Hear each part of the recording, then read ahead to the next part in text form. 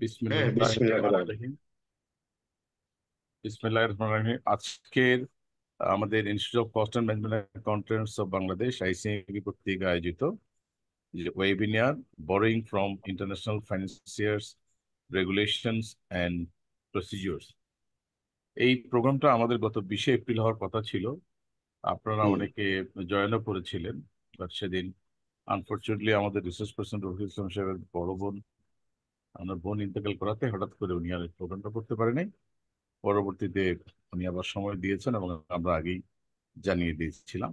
তা আমাদের ইনস্টিটিউশনের সম্মানিত president professor doctor Mohammad Selim Uddin, আজকের রিসোর্স পার্সন মোহাম্মদ রফিকুল ইসলাম, আমাদের ইনস্টিটিউটের ট্রেজারার আব্দুল মতিন পাটোয়ারি, আমাদের কাউন্সিল মেম্বার জনাব কাউসার আলম, আমাদের ইনস্টিটিউটের ডিরেক্টর এডুকেশন ডক্টর মোহাম্মদ চাকারি আমাদের সাথে সংযুক্ত আছেন, এবং আমাদের ইনস্টিটিউটের ফেলো এবং অ্যাসোসিয়েট মেম্বার কিন্তু যারা আপনারা আমাদের সাথে উপস্থিত হয়েছেন।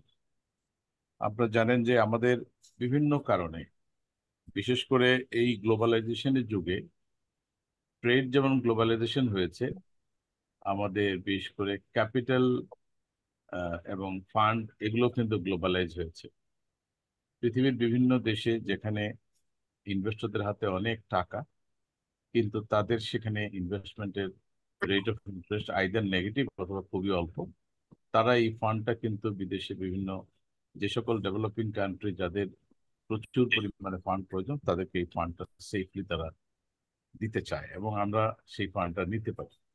এটা বিশেষ করে আমাদের বাংলাদেশে এখন ইন্টারেস্ট রেট যত হাই, সেই তুলনায় যদি আমাদের যারা কর্পোরেট সেক্টরে আছে তারা এই বিদেশি ফান্ডগুলো যারা ফাইন্যান্স করতে চায় বাংলাদেশের বিভিন্ন প্রজেক্টে, বিভিন্ন কোম্পানিতে, সেটা কিভাবে নিতে হবে এবং এ সংক্রান্ত বাংলাদেশ ব্যাংকের আমাদের যে ফরেন কারেন্সি রেগুলেশন থেকে শুরু করে অন্যান্য লজ রেগুলেশন কি কি আছে, এইসব বিষয়ে প্র্যাকটিক্যাল জ্ঞান সম্পন্ন আমাদের মোহাম্মদ রফিকুল ইসলাম সাহেব, উনি সিরিজ অফ ওয়েবিনার আমাদের সাথে করছেন এবং আপনারা ওনার ডেলিভারি দেখেছেন। যে এই টপিকের উপর নিয়ে আলোচনা করেন, উনি অত্যন্ত ডিপ অ্যানালাইসিস করেন এবং আমাদের মেম্বাররা এতে সমৃদ্ধ হন। তা আমি মনে করি আজকের এই ওয়েবিনার আমাদের যে বরোয়িং ফ্রম ইন্টারন্যাশনাল ফাইন্যান্সিয়ার্স, এইটার উপরে যে ডেলিভারেশন হবে এটা এবং বন্ধ করে আপনারা দাও। যে করবেন, সেখান থেকে আমাদের মেম্বাররা উপকৃত হবেন। আমি আর কথা বাড়াই না, আপনারা যারা জয়েন করেছেন আপনাদের সবাইকে স্বাগতম, এবং আমি আশা করতেছি অলরেডি 85 হয়ে গেছে, এটা 100 ক্রস করবে অচিরেই, মাত্র 5 মিনিট হলো। তো আমাদের ওয়েবিনারে যারা উত্তরোত্তর তাদের অংশগ্রহণ বৃদ্ধি পাচ্ছে, এটা আমাদের জন্য এনকারেজমেন্ট। বিশেষ করে আমাদের প্রেসিডেন্ট মহোদয় অত্যন্ত অ্যাক্টিভ, উনি কিন্তু রেগুলার আমাদেরকে আমাদের নলেজ, আমরা যে প্রফেশনাল, আমাদের যে নলেজ বেসকে আপডেট করা এবং নলেজ বেসকে ইনডেপথ করা, সেই ব্যাপারে উনি আপনার প্রচেষ্টা চালাচ্ছেন। আপনাদের সহযোগিতা থাকলে এবং আপনাদের আগ্রহ থাকলে এগুলো উত্তরোত্তর আরো বৃদ্ধি পাবে। তো আমি আর কথা বাড়াতে চাই না, এই পর্যায়ে আমি আমাদের president professor doctor Mohammad Selim উদ্দিনকে ওনার প্রেসিডেন্সিয়াল স্পিচ সহ পরবর্তীতে আমাদের প্রেসিডেন্টটা মোহাম্মদ রফিক হস্তান্তর করবেন করবো। ওভার টু প্রেসিডেন্ট মহোদয়। হ্যাঁ, থ্যাংক ইউ আব্দুল রহমান। আমাদের সম্মানিত chairman seminar and conference committee এবং আমাদের ইমিডিয়েট পাস্ট প্রেসিডেন্ট এবং বাংলাদেশ সরকারের additional secretary of the finance finance ministry জনাব মিস্টার আব্দুর রহমান খান এফসিএমএ, এবং আমাদের মাঝে আমাদের ফার্স্ট প্রেসিডেন্ট মোহাম্মদ সেলিম ভাই এফসিএমএ আমাদের উপস্থিত আছেন, আমাদের কাউসার আছেন, আমাদের আব্দুল মতিন পাটোয়ারি আছেন, এবং আমাদের মাহবুবুর রহমান আমাদের সরকার নমিনি উনি আছেন, এবং আমাদের জাকেরিয়া আছেন আমাদের ডাইরেক্টর, এবং আমাদের ইডি সাহেবও আছেন। হ্যাঁ, এবং আমাদের যারা মেম্বার আছেন আপনাদের সবাইকে আজকের এই ওয়েবিনারে আমি স্বাগত জানাচ্ছি। আমি আসলে এটা যেহেতু 1 ঘন্টার ওয়েবিনার, আমি বেশি দিতে চাই না। আমাদের chairman mister Mohammad Abdur Rahman Khan FCMA যথার্থভাবে এটার সিগনিফিকেন্স আসলে তুলে ধরেছেন। আমি আপনাদেরকে বলবো যে borrowing from international financial regulation and procedure, শুধু গুরুত্বটা এটা বলবো যে এটা বাংলাদেশে বেলাইনে চলতেছে, মানে মানুষদের পারসেপশন সম্পর্কে। আমাদের মেম্বাররা যারা যেই গ্রুপে আছেন, গ্রুপের চেয়ারম্যান, গ্রুপের মালিককে যে কোনো লোক আসি প্রথমেই বলে যে আপনাকে বিদেশ থেকে টাকা আনি দিতে পারবো, লোন হিসাবে এই প্রজেক্টকে ফাইন্যান্স করে দিতে পারবো, এটা বলে। এবং আমাদের মেম্বারদের যারা ফাইন্যান্সে থাকে, আমিও যখন কনসালটেন্ট ছিলাম এরকম ওরা বলতো, একটু মানে অকওয়ার্ড পজিশনে ফেলে দেয়। আমি বলবো যে অকওয়ার্ড পজিশন মানে কি, এখন আমি অ্যাজ এ ব্যাংকের চেয়ারম্যান আসছে, অন্তত 15 দিনের একজন যোগাযোগ করে যে স্যার এখান থেকে আপনাকে ফান্ড আনি দিতে পারবো, আমি তখন ওদেরকে হাত জোর করে বলি যে ভাই এগুলো আনার দরকার না, আপনারা চলে যান। আমি এটার একটা ডেঞ্জারাস থিং বলি। ওরা, আমি কিছুদিন আগে জানলাম যে ওরা এটা করে কেন, এত বিলিয়ন ফান্ড এই সুইজারল্যান্ডে আছে, আপনাকে জেনে দিবে, আপনার ব্যাংক অ্যাকাউন্ট দেন, এটা দেন, এটা দেন। সাবধান, কোন ধরনের, আজকে আমাদের আমাদের রিসোর্স পার্সন মিস্টার রফিক যে রুলস এন্ড রেগুলেশন প্রসিডিউর আপনাদেরকে দিবে, সেই কিন্তু ওয়ার্কিং ফিল্ডে কাজ করে। আপনারা কখনো এরকম লোকের ফাঁদে পড়বেন না। সে এরকম চাই যে আমার, আমি তো ডাইরেক্ট ডাইরেক্ট কথা বলে আমি বলছি যে ভাই আজকে 1 বিলিয়নের কথা বলতেছেন, শেষ পর্যন্ত আপনি আমারে বলবেন যে $50 দেন, একটা অ্যাপ্লিকেশন করেন, এই $50 নিয়েও আপনি আমার থেকে যাবেন। এবং আমাদের যত ধরনের গ্রুপ অফ ইন্ডাস্ট্রি মালিকারা আছে ওদেরকে কিন্তু এরকম মোটিভেট করে ওদের থেকে অনেকেই কিন্তু মানে প্রতারণার শিকার হয়েছে। এটা কিন্তু আমরা বলতে পারি, এটা আমার এক্সপেরিয়েন্স থেকে আমি বলতেছি। কখনো অনেক, আপনি যদি ইন ডিটেলস যান, যত গ্রুপ অফ ইন্ডাস্ট্রি আছে এদেরকে অলৌকিক ভাবে টাকা আনি দিবে। ওই ওই জায়গার আপনাদেরকে আমি অত দূরে নিয়ে যাচ্ছি না, মানে ওই জায়গার মধ্যে জিন পরি আছে, এখান থেকে টাকা আনি দিবে অথবা বাইরের থেকে টাকা আনি দিবে। আপনারা যদি গ্রুপগুলোকে যদি স্টাডি করেন এগুলি পাবেন, রফিক এটা জানতে পারে। এবং এটা সম্পূর্ণ ভুয়া। এবং ওরা নিয়ে কি করে, এই অ্যাকাউন্ট নিয়ে বা এটা নিয়ে প্রতারণা করে, এই অ্যাকাউন্টকে তারা অন্য কোনো ভাবে বাংলাদেশ থেকে ওই এটা কি বলে, এই যে টাকা নিয়ে যায় হ্যাকিং, এরকম দিয়ে হ্যাকিং করার চেষ্টা করে। আপনাদেরকে আমার অনুরোধ, যে আমার কাছে কিছুদিন আগে আসছিল, আমি বলছি যে ভাই এত কথার দরকার নেই, অ্যাকাউন্ট দিব না, আমার ছেলের অ্যাকাউন্ট আছে, আমাকে $2000 আগে রিমিট করে দেখান। আরেকজন বসেছিল, বলছে স্যার আপনার ছেলের অ্যাকাউন্ট দিবেন বলছেন যে এটাও দিন না। আমি বলছি কেন? বলছে ওরে বাপরে বাপ, কোনো ফর্মাল অ্যাকাউন্ট দিন না, ও আগে $5-10 হাজার আনি দিতে পারবে কিনা আপনাকে এটা বলে। আমি মনে করি যে এই ইনফরমেশনটা আপনাদেরকে, আমার মার্কস গ্যাদারিং এখন 106 জন আমার পার্টিসিপেন্ট আছে, আমার জানানো দরকার। এবং আপনাদের যারা যেখানে চাকরি করেন বা আছেন ওই গ্রুপের মালিকেরা কিন্তু এরকম কনভিন্স হয়ে যায়, ইসিএ ক্রেডিট আনি দিবে, আইডিবি থেকে নিবে, ওদের টাকা এরকম পড়ে আছে, এটা দিবে ওইটা দিবে, এরকম সব বুয়া। তা আজকে আমি মনে করি যে এই প্রোগ্রামটা এই জন্য এত বেশি ইম্পর্ট্যান্ট। আমাদের মোহাম্মদ রফিকুল ইসলাম, আমাদের সেই প্র্যাকটিশনার এবং ব্যাংকে কাজ করে, এগুলি নিয়ে ডিল করে অনেক দিন ধরে ট্রেনিং দিচ্ছে, মানুষ থেকে তার ফিডব্যাক আছে, সব কিছু। আমার ফিডব্যাক তো কম, ওর কাছে সব ফিডব্যাক আছে। আমি আশা করি যে সে শেয়ার করবে আপনাদের সাথে। এবং আপনারাই হচ্ছেন আমাদের ইন্সপাইরেশন। সব সময় জয়েন করলে, আমি যতই জানি এখানে জয়েন করে 1 ঘন্টা থাকলে, এখানে বসে থাকলে অনেক কিছু শেখা যায়। আগে যা জানতাম ভুলে গেছি, এগুলো আমরা শিখতে পারবো। তা আমরা এটার মধ্যে থাকলে আমাদের আগ্রহ সৃষ্টি হবে, মনটা পবিত্র থাকবে যতক্ষণ লেখাপড়া 1 ঘন্টা থাকি। আমার মনে হয় যে এটা এটা আমি মনে করি। তা আমি আর সময় না বাড়িয়ে, আমাদের টাইম কম, আমার রিসোর্স পার্সনের কাছে চলে যাচ্ছি। আমি আমাদের রিসোর্স পার্সন মোহাম্মদ রফিকুল ইসলামকে আর্নেস্টলি রিকোয়েস্ট করতেছি, আপনি আপনার প্রেজেন্টেশন আরম্ভ করে দেন। ইনশাল্লাহ 1 ঘন্টার মধ্যে শেষ করে দিবেন। ওই রকম কোয়েশ্চেন নিলে অনেক দেরি হবে। আপনি আপনার যারা কোয়েশ্চেন করতে চায় কাইন্ডলি ওদেরকে ইনবক্সে আপনার নাম্বারটা দিয়ে দিবেন। আমার যারা আছে ওদের কোনো কোয়েশ্চেন থাকে, আমি আপনাকে বিনীত অনুরোধ করব ওদেরকে একটু স্যাটিসফাই করবেন অ্যান্সার দিয়ে। হ্যাঁ, মানে এখানে না পারলেও মানে ইয়ে করে দিবেন, ওরা করে থাকবে। It is my Ernst request, আপনি আমার রিকোয়েস্টে ইয়ে করতেছেন, এটা একটা রিকোয়েস্ট, তাহলে আমার মেম্বার আরো উপকৃত হবে। কারণ কারো যদি ক্রাক্স অফ দ্য একদম ক্রাক্স কোনো প্রবলেম থাকে, তাহলে সেই যাতে আপনার সাথে কথা বলে। প্রত্যেকদিন আপনি আপনার মোবাইল নাম্বারটা একটু দিয়ে দিবেন সবসময়, জি স্যার। এক এক দিন এক এক ধরনের মেম্বার জয়েন করে এটা জি স্যার। করবেন। ওকে, আল্লাহ হাফেজ। Thank you very thank you. Much. Assalamu alaikum. After a long time, I once again joined with ICMEB members. the leading professionals of the industry. I salute you all for your patient hearing in last 4 webinars. আমি খুবই excited, motivated as well যে আপনাদের মতো industry professional financial engineer আপনারা join করেছেন আমার ওয়েবিনারে, এবং আমার মতো একজন নগণ্য মানুষের কথা আপনারা শুনছেন, এবং গ্রেটফুল টু অলমাইটি দ্যাট মানে I become able to contribute to the betterment of your industry profession. আমি আজকে যে টপিক নিয়ে কথা বলবো সেই টপিকটার পুরো ব্যাকগ্রাউন্ডটা সেলিম স্যার কিন্তু খুব চমৎকার ভাবে বলেছেন। আমি প্র্যাকটিক্যাল কিছু কথা দিয়ে শুরু করতে চাই। সেটা হচ্ছে যে স্যার বলেছেন যে অনেকেই প্রথমে আসে sir million million billion billion dollar আমি দেশের ভিতরে এনে দিতে পারবো। আমি কিছুদিন আগে এক লোক আমাকে ফোন দিল, আমার খুবই ক্লোজ এবং আমি তাকে খুবই ইন্টেলিজেন্ট বলেই জানি। তো সে আমাকে বলল যে আচ্ছা ভাই, 10 বিলিয়ন ডলার বাংলাদেশে আসবে বলছে, এখন ভাই আমি কিভাবে টাকাটা আনি? আমার থেকে in the meantime 5 lakh টাকা নিয়ে গেছে। এখন প্রশ্ন হলো, আমি যে 10 বিলিয়ন ডলার আসবে, ওই লোকটা এত ইন্টেলিজেন্ট এবং সে জানে বাংলাদেশের এক্সপোর্টের 5 ভাগের 1 ভাগ হচ্ছে 10 বিলিয়ন।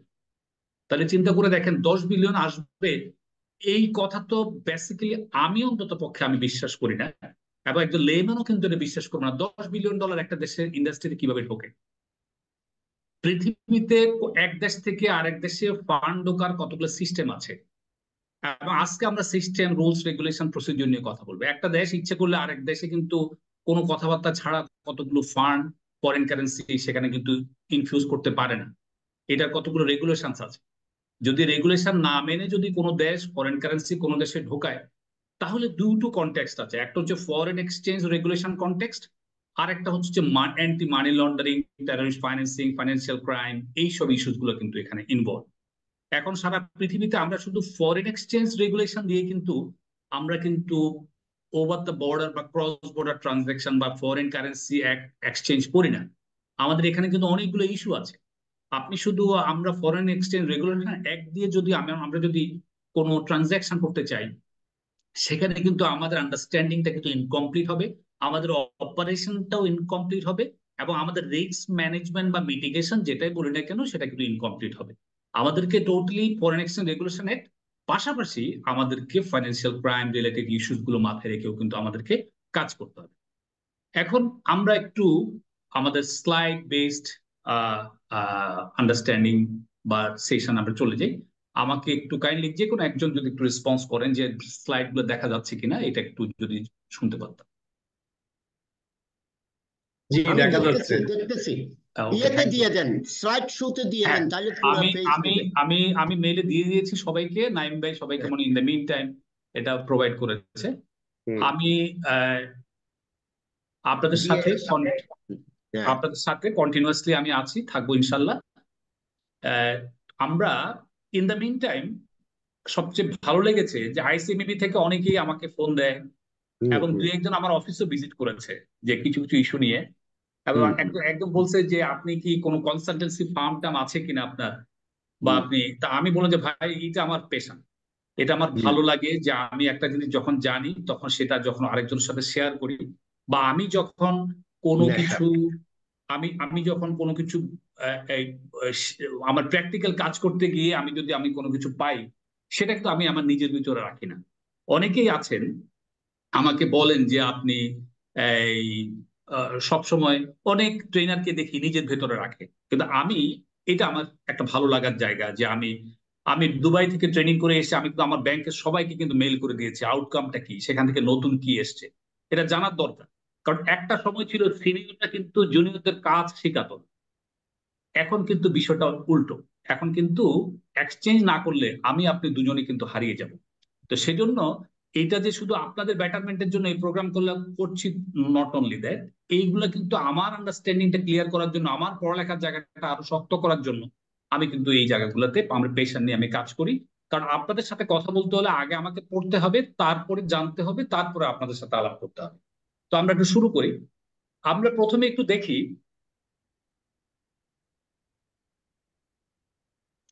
ইন্টারন্যাশনাল বরোইংস কি জিনিস? কারণ আমরা জানি বাংলাদেশে ইন্টারন্যাশনাল বরোইংস বলতে আমরা বুঝি দেশের বাইরের কোনো ব্যাংক বা ফাইন্যান্সিয়াল ইনস্টিটিউশন থেকে আপনি ফরেন কারেন্সি বড় করে নিয়ে আসা।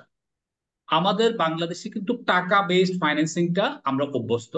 আমরা কিন্তু ফরেন কারেন্সি ফাইন্যান্সিংটা আমরা কিন্তু খুব একটা অভ্যস্ত ছিলাম না। 2010 সালের দিকে বাংলাদেশে যখন, তার আগে একটু যাই আমরা, 1980 সালে যখন এক্সপোর্ট প্রসেসিং জোন আইন হলো, তখন এই দেশের লোকজন আস্তে আস্তে জানতে থাকলো যে ফরেন কারেন্সিটা বড় করা যায় কিভাবে, অফশোর ব্যাংকিং এর মাধ্যমে। এই অফশোর ব্যাংকিংটা কার জন্য? অফশোর ব্যাংকিংটা হচ্ছে যে ইপিজেড বিদেশি কোম্পানিগুলো যখন বাংলাদেশে ইনভেস্ট করতে আসলো, তখন ওরা একটা জিনিস জানতে চাইলো সরকারের কাছে বা আমাদের দেশের অর্থনীতির কাছে, যে আমি যে তোমার দেশে ইনভেস্ট করব, তাহলে আমি ফরেন কারেন্সিটা আনলে এখানে কোনো রেগুলেশন তোমাদের কিরকম দেখি। আমি এখানে আনলাম টাকা পয়সা, ফরেন ডাইরেক্ট ইনভেস্টমেন্ট এনে যদি আমি যদি এখানে যদি ব্যবসা বাণিজ্য করতে না পারি, বা করেও যদি আমার ডিভিডেন্ডটা বা আমি যদি কোনো প্রফিট যদি আমি করি সেটা যদি আমি দেশের বাইরে নিতে না পারি, আমার দেশে নিতে না পারি, তাহলে এটার জন্য তোমার ইজিয়ার ব্যাংকিং এক্সপিরিয়েন্স কি আছে, ব্যাংকিং সেবা কি আছে তোমার। তখন আমাদের ইপিজেড অ্যাক্ট 1980-তে প্রথম আমরা এই জিনিসটা স্টাবলিশ করলাম যে এখানে অফশোর ব্যাংকিংটা আমাদের এই আচ্ছা। ফ্যাসিলিটিটা আছে। কিন্তু বাংলাদেশের অফশোর ব্যাংকিং এর যেই আইন দিয়ে শুরু হয়েছিল এবং যেটার সাথে এক্সপোর্ট প্রসেসিং জোন অথরিটির একটা ডাইরেক্ট রিলেশনশিপ ছিল ওই আইনের মধ্যে, কিন্তু পরবর্তীতে এটা আস্তে আস্তে চেঞ্জ হলো, কারণ অফশোর ব্যাংকিং এর সাথে এক্সপোর্ট প্রসেসিং জোন এর কোনো সম্পর্ক খুব একটা নাই। কারণ এটার সাথে এক্সপোর্ট প্রসেসিং জোনের সাথে সম্পর্ক শুরুতে এই জন্য দিয়েছিল যে ইপিজেড এর ভিতরে বা কম্পাউন্ডের ভিতরে অফশোর ব্যাংকিং হবে, তাহলে ফান্ড আনা নেওয়া, বিদেশ থেকে লোন নেওয়া আবার ফেরত দেওয়া যেন অফশোর ব্যাংকিং এর মাধ্যমে হয়। কারণ এডি বা অথরাইজ ডিলার বা কমার্শিয়াল ব্যাংকের ফরেন এক্সচেঞ্জ রেগুলেশন অনেকটা হাত পা বাঁধা ছিল যে আমরা কোনোভাবে এটা দেশের বাইরে আমরা পাঠাতে পারি না।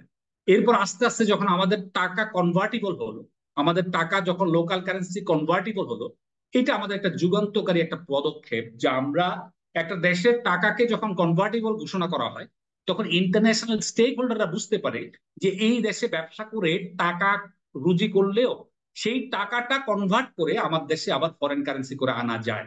এই জন্য লোকাল কারেন্সি কনভার্টিবল ঘোষণা করা এটা খুবই ইম্পর্টেন্ট একটা ইস্যু, এবং বাংলাদেশ টাকা কিন্তু কনভার্টিবল ঘোষণা করা হয়েছে, এবং সেইখান থেকে আমাদের দেশে একটা যুগান্তকারী পদক্ষেপ আমি মনে করি। এবং বাংলাদেশে যারা ফরেন ডাইরেক্ট ইনভেস্টর অথবা যারা বাংলাদেশের ল্যান্ডিং করেন, ফরেন ল্যান্ডার যারা বা বাংলাদেশি যারা ইন্ডাস্ট্রিয়াল বড় যারা আছে, তারাও কিন্তু একটা কনফিডেন্স দিতে পারে টু দ্য ইন্টারন্যাশনাল ল্যান্ডার, যে তুমি এখানে যদি ল্যান্ডিং করো তাহলে তুমি ইন্টারেস্ট এবং principal at certain point of time তুমি দেশের বাইরে নিয়ে যেতে পারবা। এই জন্য আমি টাকা কনভার্টিবিলিটি বা লোকাল কারেন্সি কনভার্টিবিলিটি আমি তুলে ধরলাম। তাহলে ইন্টারন্যাশনাল বরোইং হচ্ছে দেশের গন্ডি পেরিয়ে দেশের বাইরের কোনো একটা বড়োয়ার থেকে বা ফাইন্যান্সিয়াল থেকে আমি যখন লোন আনবো, সেই লোনটাকে আমরা বলবো ইন্টারন্যাশনাল বরোইং। আমি কিন্তু সাদা মাটা আপনাদের সাথে জিনিসটা আলাপ করছি। এখন এই বরোইংসটা আমরা কেন করি? আমরা সরকার বা রেগুলেটর কি আমরা চাইলেই যে কোনো পরিমাণ লোন ফরেন কারেন্সি কি আমরা দেশে বড় করে আনতে পারি? পারি না। তাহলে কেন পারি না? কেন এখানে কিন্তু আমাদের জন্য এমবার্গো দেওয়া আছে, কেন এগুলো রেগুলেটেড করে রাখা হয়েছে? কারণ এগুলো অনেকগুলো কারণ আছে। কারণ আমরা জানি বাংলাদেশে অলরেডি $100 বিলিয়ন কিন্তু এক্সটার্নাল ডেট কিন্তু আমরা কাদের উপরে নিয়ে হাঁটছি। এবং আরো বড় একটা বিষয় ইদানিং দাঁড়িয়ে গেছে, যখন আমাদের টাকা ডিভ্যালুয়েশন হলো প্রায় 110 টাকা থেকে 117 টাকা হয়ে গেল, এখন যাদের লোন আছে ফরেন কারেন্সি লোন, তাদের জন্য এটা মরার উপর খাড়ার ঘাড় মতো। তো এই জন্য এই ইস্যুস গুলো আমরা আজকে আলোচনা করব যখন আমরা ইন্টারন্যাশনাল বরোইংসটা নিয়ে কথা বলবো, যে আমাদের কেন আমরা করি, এটার উপকার কি, আবার এটা নেগেটিভ দিকটাও আছে, সেগুলো আমরা আলোচনা করব। রেগুলেশনটা কি, কেমন, কিভাবে রেগুলেটেড করা হয় এবং কেন রেগুলেটেড করা হয়, এবং কোন কোন রেগুলেশন জেনারেলি পারমিশন দেওয়া আছে, আমরা এটা কোনো কারো পারমিশন ছাড়া, কোনো রেগুলেটরের পারমিশন ছাড়া কোন ধরনের লোন আমরা অ্যাভেল করতে পারি, কোন ধরনের লোনের জন্য সেন্ট্রাল ব্যাংকে যেতে হয়, কোন ধরনের লোনের জন্য বাংলাদেশ ইনভেস্টমেন্ট ডেভেলপমেন্ট অথরিটির কাছে যেতে হয়, সেইগুলো নিয়ে আজকে আমরা কথা বলবো। দেখেন, আমাদের বড়োইং এর মধ্যে আমরা ম্যাক্সিমাম ক্ষেত্রে শর্ট টার্ম বড় করি, বাংলাদেশে শর্ট টার্ম বরোইংসটা আমাদের বেশি, কারণ আমরা যে বরোইংসটা করি সেই বরোইংস এর মধ্যে কমার্শিয়াল ট্রানজাকশন পারপাসে কিন্তু আমরা কিন্তু বড়টা বেশি করি।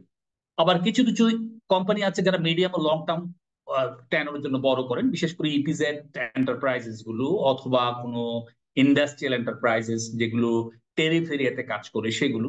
আবার গভর্নমেন্ট সরাসরি বড় করতে পারে। আবার কিছু আমাদের কিছু কর্পোরেট সেক্টরও কিন্তু বিদেশি কোনো বন্ড বা কোনো প্রতিষ্ঠান কোনো কর্পোরেশন যদি বন্ড ছাড়ে সেখানেও কিন্তু ইনভেস্ট করতে পারে।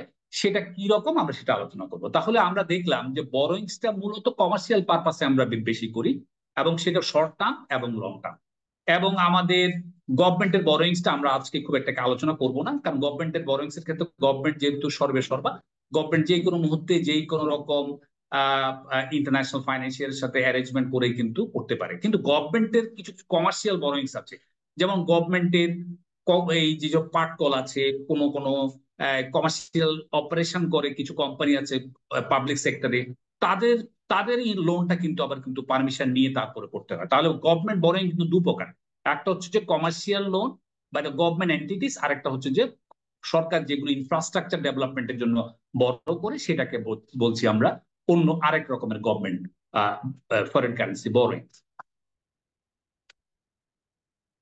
দেখেন, ফরেন কারেন্সি যদি আমরা বড় করি আমাদের ইকোনমিতে কি ইম্প্যাক্ট পড়ে, এটা নিয়ে আমরা সবাই মোস্টলি জানি। আমি শুধু রিসেন্টলি অনেক কথাবার্তা হচ্ছে যে এই যে গত কিছুদিন আগে $110 থেকে $110 থেকে $117 যখন হলো আমাদের এক্সচেঞ্জ রেট, তখন কিন্তু এই জিনিসটা কিন্তু স্পষ্ট সবার কাছে ক্লিয়ার। যেমন আমি ছোট্ট একটা উদাহরণ দিই, যে আমার কাছে আমি রেটটা যখন বাড়লো আমার এক কলিগ এসে বললো যে আপনি দুবাইতে যে ক্রেডিট কার্ড মেরেছেন তাহলে আপনার ক্রেডিট কার্ডের বিল হবে কিন্তু এখন $117 করে। তাহলে আমি যে $110 চিন্তা করে ক্রেডিট কার্ড খরচ করেছি, কিন্তু আমি যখন এটা রিপেমেন্ট করবো $117 মাথায় নিয়ে কিন্তু আমাকে কিন্তু এই ক্রেডিট কার্ডের বিল পে করতে হবে। আবার আমি তখন চিন্তা করলাম আমার কাছে এখনো কিন্তু $400 পকেটে আছে। তাহলে দেখা যাচ্ছে যে আমার কাছে যদি ডলার থাকে তাহলে কিন্তু আমি এখানে কিছুটা লাভ করতে পারবো, কারণ আমি ডলার সেল করলে কিন্তু আমি কিন্তু $60 বেশি পাবো। আবার ডলার যখন বাই করবো তখন কিন্তু আমার $60 বেশি দিয়ে বাই করতে হবে। তাহলে যারা ইম্পোর্টার তারা কিন্তু বেশি টাকা দিয়ে ডলার কিনতে হবে, আবার যারা এক্সপোর্টার তারা কিন্তু ডলার সেল করে কিন্তু বেশি টাকা পাবে। এটা দুটোই কিন্তু একটা দেশের টাকার যখন ডিভ্যালুয়েশন হয়, ফরেন কারেন্সি যখন স্ট্রং হয়, সেই ক্ষেত্রে কিন্তু সবচেয়ে বেশি লাভবান হয় এক্সপোর্টার এবং ওয়েজ আর্নার যারা তারা। কিন্তু সবচেয়ে বেশি ক্ষতিগ্রস্ত হয় যারা বড়োয়ার ফরেন কারেন্সিতে বড় করে, এবং ইম্পোর্টাররা one kind of foreign currency borrower from the central bank. আমরা আমাদের দেশে যারা আমদানি করে তারাও কিন্তু ফরেন কারেন্সি বড়োয়ার। অতএব সেই দৃষ্টিকোণ থেকে ইম্পোর্ট কিন্তু এখন কিন্তু খুব কস্টলি হবে, আবার এক্সপোর্ট অনেক বেশি লাভবান হবে এক্সপোর্টাররা, এবং যারা ওয়েজ আর্নার্স আছে তাদের জন্য কিন্তু এই জিনিসটা ভালো হবে। তো ওভারঅল বিষয়টা আমি যে কথা বলছি, যে যারা বড় করেছে, যারা মিলিয়ন মিলিয়ন ডলার বড় করে রেখেছে, প্রায় $12 বিলিয়ন প্রাইভেট সেক্টর বড়োইংস, সেই ক্ষেত্রে এই বড়োইংসটা কিন্তু এই এই বড়োয়াররা যখন রিপেমেন্ট করবে এটা বিশাল পরিমাণে একটা ইম্প্যাক্ট আসবে, কারণ অনেক টাকা দিয়ে কম ডলার কিনতে হবে। তো এই জন্য ফরেন বড়োইংস এর লাভ যেরকম আছে চাপও আছে, এবং ইকোনমিতে ইম্প্যাক্টটা কিন্তু দুটোই আমি আলোচনা করলাম। কিন্তু তারপরেও ফরেন কারেন্সি বরোইং বর্তমানে ভেরি রিসেন্টলি একটা সার্কুলার হলো, কারণ আমাদের স্মার্ট রেট উঠে গেছে, আমাদের টাকা রিলেটেড লোনের রেট অফ ইন্টারেস্ট যেখানে স্মার্ট প্লাস একটা মার্কআপ ছিল সেইটা টোটালাইজ করলে যেখানে প্রায় 10% মতো হতো, কিন্তু এখন কিন্তু সেটা নাই। এখন কিন্তু ব্যাংকার কাস্টমার বা ব্যাংকার বড়োয়ার রিলেশনশিপের উপরে কিন্তু রেট অফ ইন্টারেস্টটা চলে যাবে।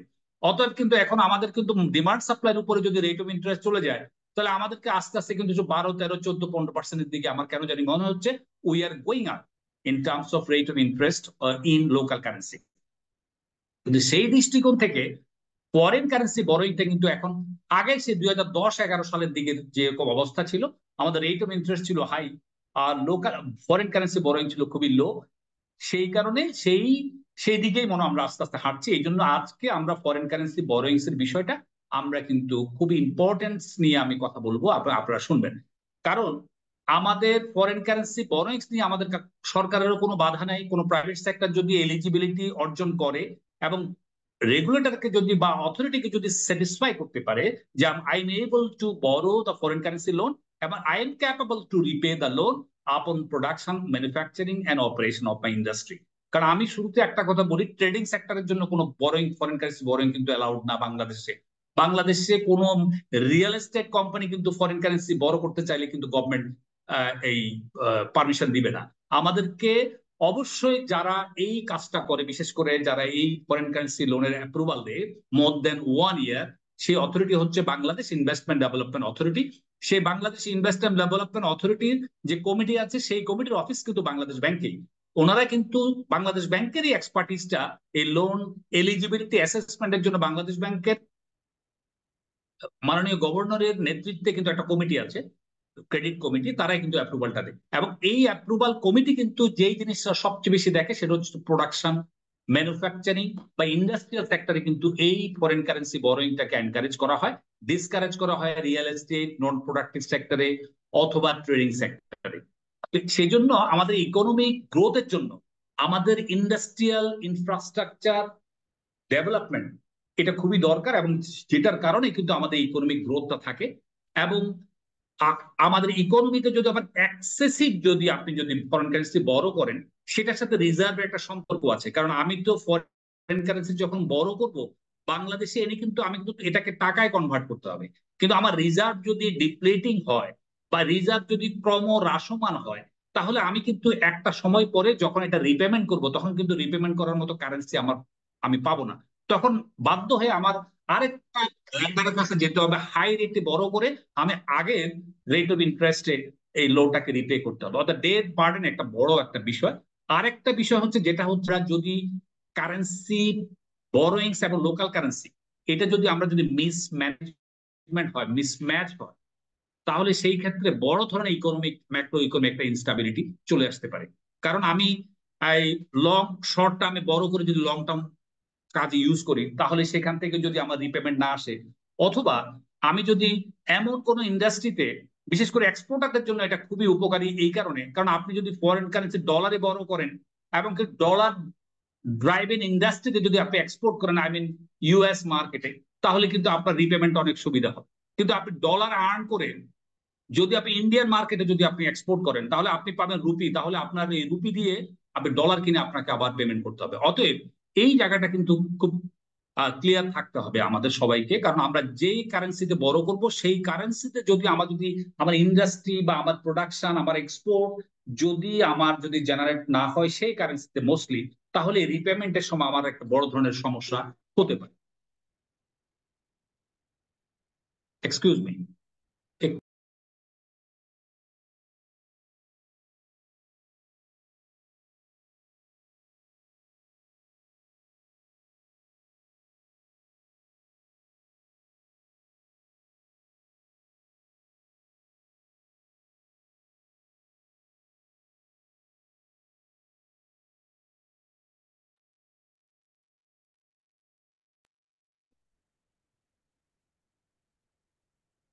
জি,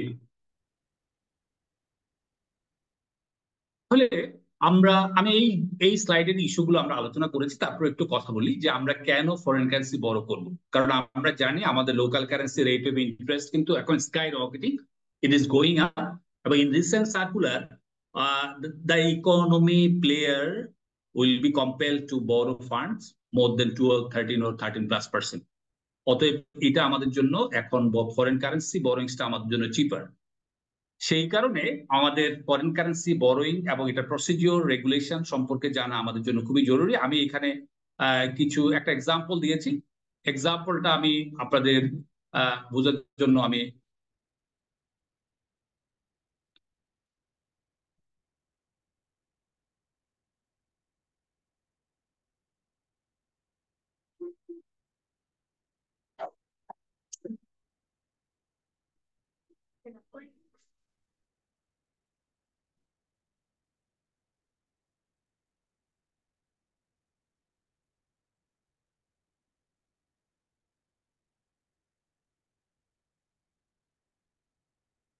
আমরা ফরেন কারেন্সি বরোইং এর ক্ষেত্রে আমি একটা বিষয় একটু চিন্তা করলাম যে আমাদের কখন এটা বড় করা আমাদের জন্য গুড, কখন আমাদের জন্য ব্যাড।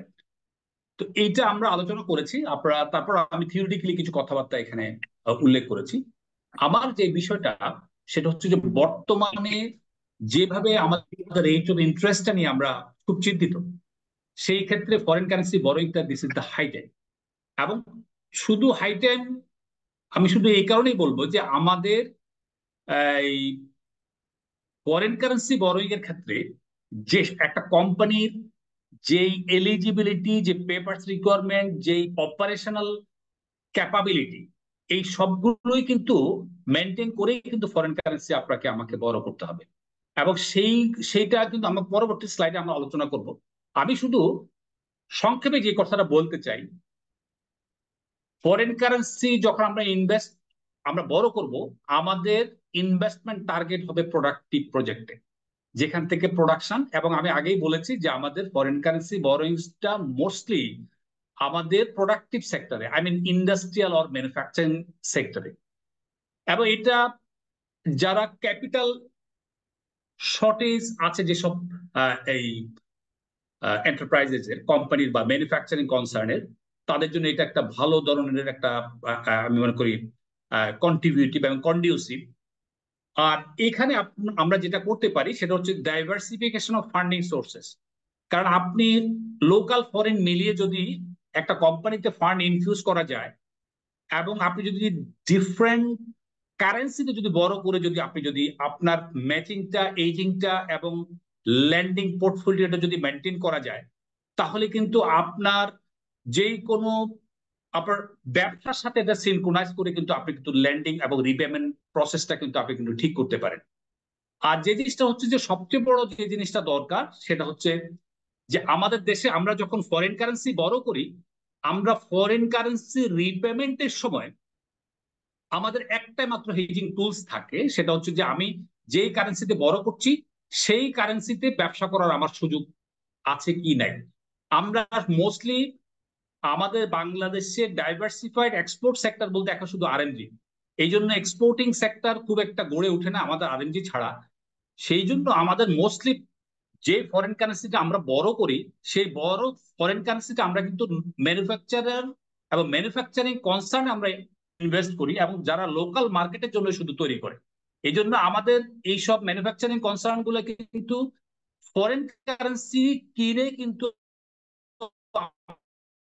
আমাদেরকে কিন্তু রিপেমেন্ট করতে টাকা 1 বছর পরে বা 2 বছর পরে যখন রিপেমেন্টের সময় বা ইনস্টলমেন্টে যখন আমরা রিপেমেন্ট করি, সেই ক্ষেত্রে ইনস্টলমেন্ট দেওয়ার সময় কিন্তু এক্সচেঞ্জ রেট একটা বড় ধরনের একটা ফ্যাক্টর।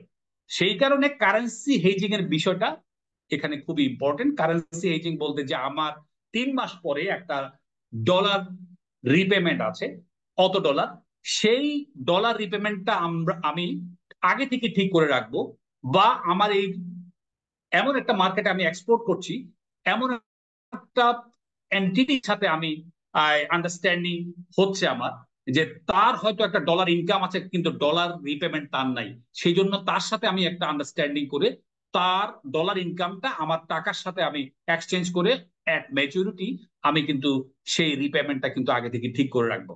অর্থাৎ কারেন্সি ফ্লাকচুয়েশনকে অ্যাভয়েড করার জন্য আমরা আগে থেকে যে স্ট্র্যাটেজি নেই কারেন্সি রিলেটেড, সেটাকে আমরা বলছি কারেন্সি হেজিং। এবং প্রত্যেকটা ব্যাংকের ট্রেজারি অপারেশনাল পার্সোনালিটি যারা আছে তারা কিন্তু এই ব্যাপারে কিন্তু যথেষ্ট ভালো নলেজ রাখেন, এবং তারা কিন্তু আপনাদেরকে এই ব্যাপারে ভালো পরামর্শ দিতে পারবেন। আর সবচেয়ে বড় কথা হচ্ছে যে আমরা ফরেন কারেন্সি যে বড় করছি, এইটার ব্যাড ইম্প্যাক্টটা আমি খুব বিস্তারিত কোনো কিছুতে যাব না। শুধু রিসেন্ট আমাদের যে সার্কুলার হয়েছে যে আমাদের এই এক্সচেঞ্জ রেট আমাদের বেড়ে গেছে, সেটার কারণে কিন্তু আপনাকে কিন্তু হিউজ পরিমাণ বাড়ে নিতে হবে, যে জন্য কারেন্সি রিস্কটা এখানে কিন্তু অনেক বড়। অন্যান্য যেসব রিস্ক গুলো আছে সেগুলো কিন্তু খুব একটা বেশি, যে আমাদের দেশে যেহেতু আমাদের দেশে একটা কন্ট্রোল ইকোনমি, সেই ক্ষেত্রে কিন্তু খুব একটা বাকিগুলো যে খুব একটা ম্যাটার করে তাও না। কিন্তু এখানে কারেন্সি রিস্ক এখন যেহেতু ডলার এবং লোকাল কারেন্সি খুবই ফ্লাকচুয়েটিং এবং ভোলাটাইল, এটা একটা বড় ফ্যাক্টর যে কারেন্সি রিস্কটা। এবং ইন রিসেন্টলি আমরা কিন্তু সেটা দেখেছি, এবং আমাদের উপরে বার্ডেনটা আস্তে আস্তে আমাদের দিকে শিফট হচ্ছে। Priority sector of foreign borrowing, আমরা এটা আলোচনা করেছি, আমরা ইন্ডাস্ট্রিয়াল সেক্টরে কিন্তু আমাদের ফরেন বরোইংসটা কিন্তু এই পারমিশন দেওয়া হয়, অন্য কোনো নন প্রোডাক্টিভ সেক্টরে এটা কিন্তু পারমিশন দেওয়া হয় না। আর বিশেষ করে আমার এক্সপোর্ট বা ইম্পোর্ট সেক্টরে যেগুলো আমরা শর্ট টার্ম ট্রেড ফাইন্যান্স দিই, যেগুলো 1 বছরের জন্য, সেগুলোর জন্য কিন্তু বাংলাদেশ ব্যাংক জেনারেলি পারমিশন দিয়ে দিয়েছে যে ইম্পোর্ট এক্সপোর্ট রিলেটেড যেসব ফাইন্যান্সিং গুলো তুমি যদি ফরেন ব্যাংক থেকে যদি এইরকম ট্রেড ফাইন্যান্স নিতে চাও against the letter of credit অথবা against the standby letter of credit, তুমি যদি এই শর্ট টার্ম লোন নিতে চাও ফর ইউর কমার্শিয়াল ট্রানজাকশন, তাহলে সেগুলোর জন্য কোনো অথরিটির পারমিশনের দরকার নেই। তাহলে দেখা যাচ্ছে যে আমাদের প্রায়োরিটি সেক্টর হচ্ছে ম্যানুফ্যাকচারিং সেক্টর, এবং আরো বেশি প্রায়োরিটি সেক্টর হচ্ছে যারা এক্সপোর্টিং সেক্টর। আমাদের এক্সপোর্ট বাড়ছে, কিন্তু আমাদের কিন্তু ডাইভার্সিফাইড এক্সপোর্ট নাই। এই জন্য তো আরএনজি ছাড়া অন্য কোনো সেক্টরকে যদি যদি এরকম লোনের ক্ষেত্রে সুবিধা দেওয়ার জন্য সরকারও চাচ্ছে।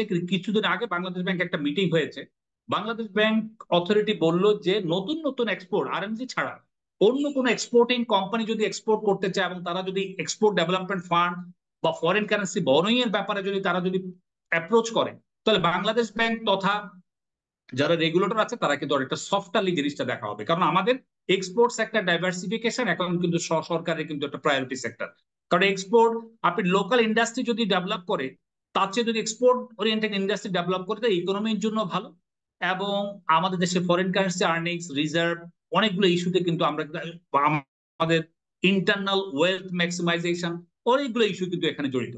অতএব ফরেন কারেন্সি আর্নিংস, দেশের ভিতর ফরেন কারেন্সি আনা, যে কোনো ভাবে বিদেশিকে নিয়ে এসে দেশে ফরেন কারেন্সি খরচ করানো, এটা একটা দেশের ইকোনমির জন্য খুবই ভালো। আমরা Thailand, even Dubai, even Malaysia, এইসব দেশগুলো, চায়না, এইসব দেশগুলো কিন্তু উন্নত হয়েছে শুধু ডোমেস্টিক কারেন্সি এই ম্যাক্সিমাইজেশন বা প্রপেন্সিটির কারণে নয়। এখানে foreign currency, foreign direct investment এবং ফরেন কারেন্সি ইনফিউজ হয়েছে, এবং যত বেশি ফরেন কারেন্সি তাদের দেশে গিয়েছে, তাদের ইকোনমিক প্রবৃদ্ধি কিন্তু অনেক বেশি অ্যাক্সেলারেটেড হয়েছে। দেখেন, ফরেন কারেন্সি আমরা 3 ভাবে বড় করতে পারি। একটা হচ্ছে 1 year and less, সেটার জন্য কোনো অথরিটির পারমিশন লাগবে না। 1 বছরের জন্য যদি আপনি কমার্শিয়াল পারপাসে লোন নেন, তাহলে কিন্তু কোনো অথরিটির পারমিশন নাই। মোর দেন 1 year, যদি আপনি ইপিজেড, এসইজেড বা হাইটেক পার্ক অথরিটির বাইরে বা টেরিফ এরিয়াতে যদি আপনি কোনো ফ্যাক্টরি থাকে, তাহলে আপনাকে কিন্তু, যদি টেরিফ এরিয়ার বাইরে হয়, ব্যবসাতে ইকোনমিক জোনের ভিতরে হয় Bangladesh economic zone authority, export processing zone অথরিটির বা এই জোনের ভিতরে যদি ফ্যাক্টরি হয়, তাহলে ব্যবসা, হাইটেক পার্কের এই 3টে অথরিটির বাইরে যদি কেউ যদি বড় করতে চায় ইন্টারন্যাশনাল ফান্ড মোর দেন 1 year, সেই ক্ষেত্রে আমরা কিন্তু বাংলাদেশ ইনভেস্টমেন্ট ডেভেলপমেন্ট অথরিটির পারমিশন নিয়ে তারপর আমরা বড় করতে পারবো। সোজা কথা হচ্ছে 1 বছরের বেশি যদি আমার কোনো ফরেন কারেন্সি বরোইং এর ট্যানর হয়, তাহলে আমাকে কিন্তু এই বাংলাদেশ ইনভেস্টমেন্ট ডেভেলপমেন্ট অথরিটি অথবা স্পেশালাইজ যেসব জোন গুলো আছে সেই জোনের অথরিটি কিন্তু পারমিশন নিয়ে তারপরে আমরা বড় করতে পারবো। আর বরোইং এর বিষয়টা আমি প্রসিডিউরটা একটু পর আলোচনা করবো। জাস্ট শুধু আমরা আলোচনা করলাম টেনরটা, যে আমরা কত দিনের জন্য করলে পারমিশন লাগবে, কত দিনের বাইরে গেলে আমাদের পারমিশনটা লাগবে বা এর নিচে হলে লাগবে না, সেটা আমরা আলোচনা করলাম। আমাদের ফরেন কারেন্সি আমরা ইউটিলাইজেশন কিভাবে করব? ফরেন কারেন্সি ইউটিলাইজ করব আমাদের মূলত ইন্ডাস্ট্রিয়াল সেক্টরে, সার্ভিস সেক্টরে, এই দুটাতে আমাদেরকে কিন্তু পারমিশন দেয়া হয়। আমাদের স্পেশালি স্মল এন্ড মিডিয়াম এন্টারপ্রাইজের যারা আছে, কারণ আমাদের বাংলাদেশে 95% হচ্ছে এসএমই। আমরা এসএমইদের বুস্ট আপ করার জন্য সরকারের একটা বড় ধরনের প্ল্যান আছে। কারণ আমরা যাদেরকে কর্পোরেট বলছি, মূলত কিন্তু ইন্টারন্যাশনাল কনটেক্সট থেকে এই কর্পোরেট গুলাই কিন্তু মোস্টলি এসএমই। কারণ জাপানের মতো দেশে একটা স্ট্যাটিস্টিক্স দেখলাম, সেখানে মাত্র 30 কোম্পানি আছে ট্রু কর্পোরেট, আর বাকি সবাই কিন্তু এসএমই। সেই কনটেক্সট থেকে হয়তো আমাদের দেশের ইকোনমিক সাইজ অনুযায়ী কিন্তু আমরা কর্পোরেট এসএমই কে ভাবে সাজিয়েছি।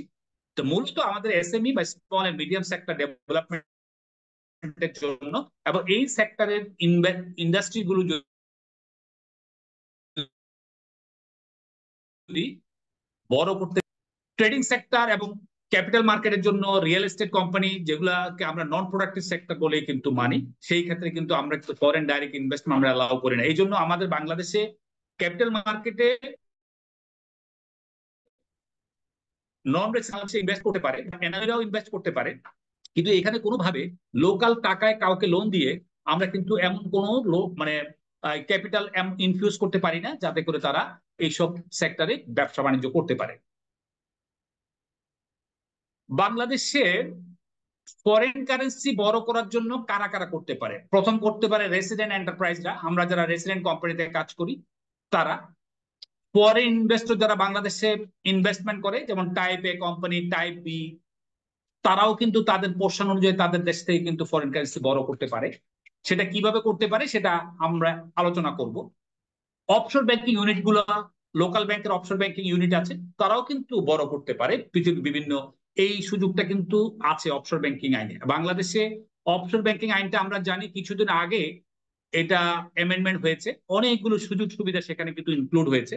অফশোর ব্যাংকিং এর মাধ্যমে কিন্তু আমরা ফরেন কারেন্সি বড় করে আমরা কিন্তু একটা বড় ধরনের ফরেন কারেন্সি আর্ন করার সোর্স আমরা এই ব্যাংকের মাধ্যমে আমরা করতে পারি। আর একটা হচ্ছে কমার্শিয়াল ব্যাংকস অফ বাংলাদেশ, খুব লিমিটেড স্কেলে কমার্শিয়াল ব্যাংক যারা এলসি নেগোশিয়েট করে একটা ডকুমেন্টারি ক্রেডিট বা কমার্শিয়াল ট্রানজাকশনের ক্ষেত্রে বায়ারের ব্যাংকের পক্ষে এখানে যখন কাজ করে, সেই ক্ষেত্রে কিন্তু খুব লিমিটেড স্কেলে কিন্তু এই কমার্শিয়াল ব্যাংকগুলো কিন্তু বড় করতে পারে। আর ল্যান্ডার হচ্ছে ইন্টারন্যাশনাল ব্যাংকগুলো, অফশোর ব্যাংকিং ইউনিটগুলো, ইন্টারন্যাশনাল ফাইন্যান্সিয়াল ইনস্টিটিউশন গুলো, ইন্টারন্যাশনাল কর্পোরেট হাউস যারা আছে তারা কিন্তু ফরেন কারেন্সিতে বড় করে। এবং পৃথিবীতে অনেকেই কিন্তু অফশোর ব্যাংকিং, যেখানে ট্যাক্স ফ্রি, ট্যাক্স বার্ডেন কম, সেই সব দেশে কিন্তু তারা কিন্তু ইনভেস্টমেন্ট সরিয়ে সেখান থেকেই তারা কিন্তু পৃথিবীর বিভিন্ন জায়গায় বড় আর যেখানে ফরেন কারেন্সি প্রয়োজন সেই সব দেশে তারা মার্কেটিং করে, সেই সব দেশে তারা কিন্তু ওই ব্যাংকের মাধ্যমে কিন্তু ইনভেস্ট করে। সরাসরি ব্যক্তি পর্যায়ে তারা কিন্তু ইনভেস্টমেন্টে খুব খুব আসে না। Short term working capital loan other than input procurement, এটা খুবই একটা ইম্পর্টেন্ট কিছু কথাবার্তা। আমরা যারা বিদেশি কোম্পানিতে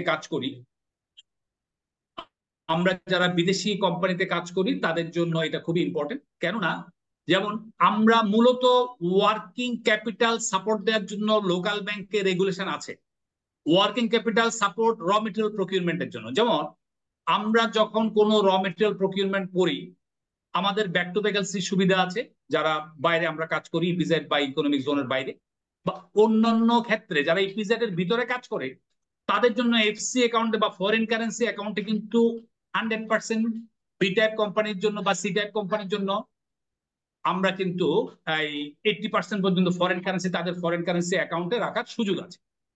সেই ক্ষেত্রে আমরা এই ফরেন কারেন্সি অ্যাকাউন্ট থেকেই কিন্তু আমরা র মেটেরিয়াল প্রকিউরমেন্ট করতে পারি।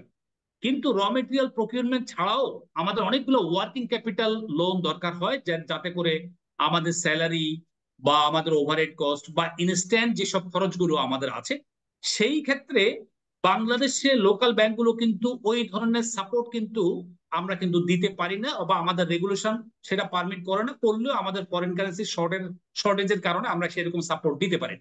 সেই ক্ষেত্রে বাংলাদেশের রেগুলেশন হচ্ছে, কোনো কোম্পানি যদি দেশের বাইরে থেকে, যেমন ফরেন কোম্পানিগুলো প্যারেন্ট কোম্পানি থেকে বাংলাদেশে বড় করবে না, বাংলাদেশে তারা ফান্ড শর্ট টার্ম পিরিয়ডের জন্য শুধু র মেটেরিয়াল প্রকিউরমেন্টের জন্য, যেহেতু র মেটেরিয়াল প্রকিউরমেন্ট বাবদ লোকাল ব্যাংকগুলো সাপোর্ট দিতে পারে, কিন্তু আদার দেন র মেটেরিয়াল প্রকিউরমেন্ট, সেই ক্ষেত্রে তারা তাদের প্যারেন্ট কোম্পানি থেকে তারা আগে একসময় ইন্টারেস্ট ফ্রি লোন বলা হতো, কিন্তু পরবর্তীতে ব্যাংকাররা বলেছে যে লোন তো আর ইন্টারেস্ট ফ্রি হয় না, কারণ ইন্টারেস্ট ফ্রি লোন দেওয়ার কনসেপ্ট আসছে এখান থেকে। যেমন ইয়াং ওয়ান যদি কোরিয়ান স্ট্যান্ডার্ড চার্টার্ড ব্যাংকের সাথে তারা যদি একটা কর্পোরেট লেন্ডিং বা বরোইং অ্যারেঞ্জমেন্ট করে, তাহলে কোলাটারাল সিকিউরিটাইজেশন সবগুলো কিন্তু কোরিয়াতেই হচ্ছে। অর্থাৎ কোরিয়ান ব্যাংক যখন কোরিয়ার ইয়াং ওয়ান, বাংলাদেশি ইয়াং ওয়ানের প্যারেন্ট কোম্পানিকে তারা যখন ল্যান্ডিং করে, সেই ল্যান্ডিং এর একটা পোর্শন কিন্তু বাংলাদেশে তারা কিন্তু নিয়ে আসতে পারে। তখন সেই কনসেপ্টটা ছিল ইন্টারেস্ট ফ্রি, কারণ ইন্টারেস্ট দিবে তারা কোরিয়ান স্ট্যান্ডার্ড চার্টার্ড ব্যাংকে প্যারেন্ট কোম্পানি। কিন্তু বাংলাদেশে সিস্টার কনসার্ন ইয়াং ওয়ানের যখন বাংলাদেশে লোনটা আনবে, তখন সেটা ইন্টারেস্ট ফ্রি, কারণ ইন্টারেস্টটা একবার দেওয়া হচ্ছে কোরিয়াতে।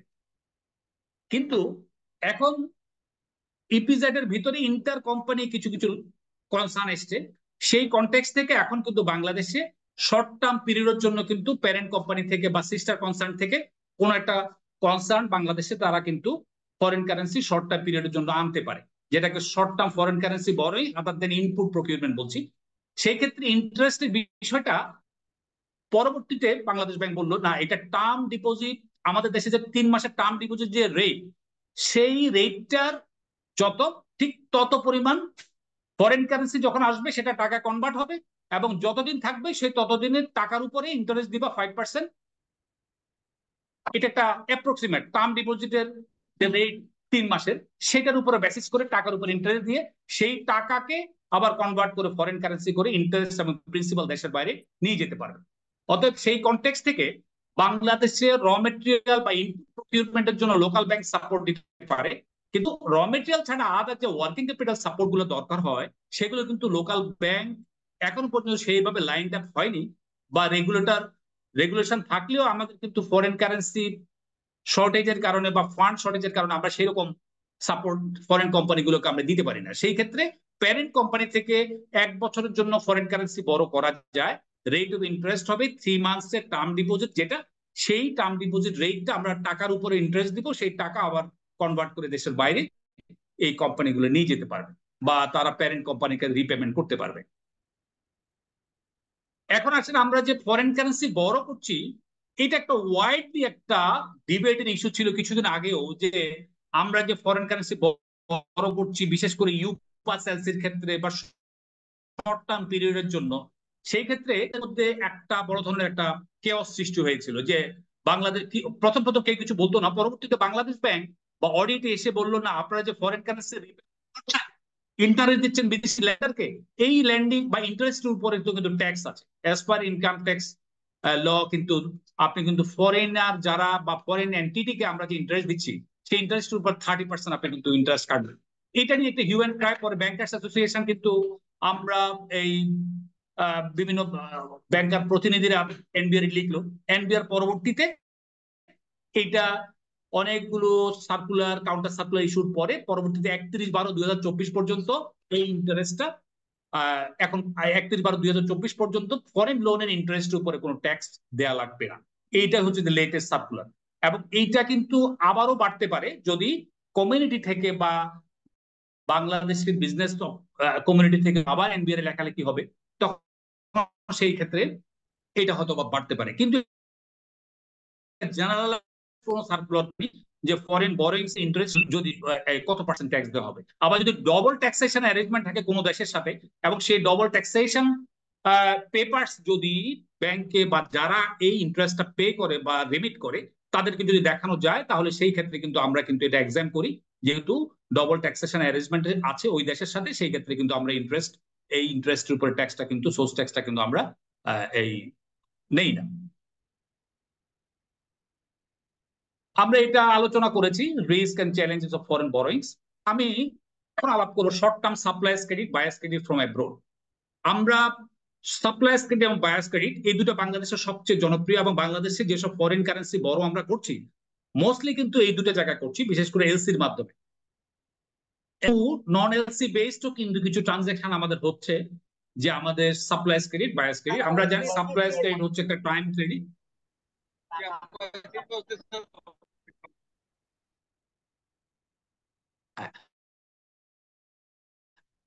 সাপ্লাইস ক্রেডিট হচ্ছে একটা টার্ম ক্রেডিট, একটা টাইম ক্রেডিট। একটা সাপ্লায়ার বায়ারকে 360 ডেজ এর জন্য একটা সাপ্লাইস ক্রেডিট দেয়। আমরা আগে আলোচনা করেছি যদি এটা 360 ডেজ প্লাস হয়, সেই ক্ষেত্রে এটার জন্য আপনাকে Bangladesh investment development authority permission লাগবে। এবং আরো মজার বিষয় হচ্ছে যে একটা সাপ্লাইস ক্রেডিট নিয়েছেন 360 দিনের জন্য, কিন্তু এটা যদি আপনি যদি বায়ার সেলার যদি এগ্রি করে যে এটা আরো 360 দিন কিন্তু বাড়াবে, সেই ক্ষেত্রে কিন্তু আমাদের এখানে অনেকগুলো ইস্যু আছে, যে আমরা কিন্তু ওই মোর দেন 360 ডেজ হলে সেই ক্ষেত্রে কিন্তু আমাদেরকে বাইরের কাছে যেতে হবে পারমিশনের জন্য। কেউ প্রশ্ন করছেন, আমি লাস্টে প্রশ্নটা নিব, আমি আগে আমার লেকচারটা শেষ করব,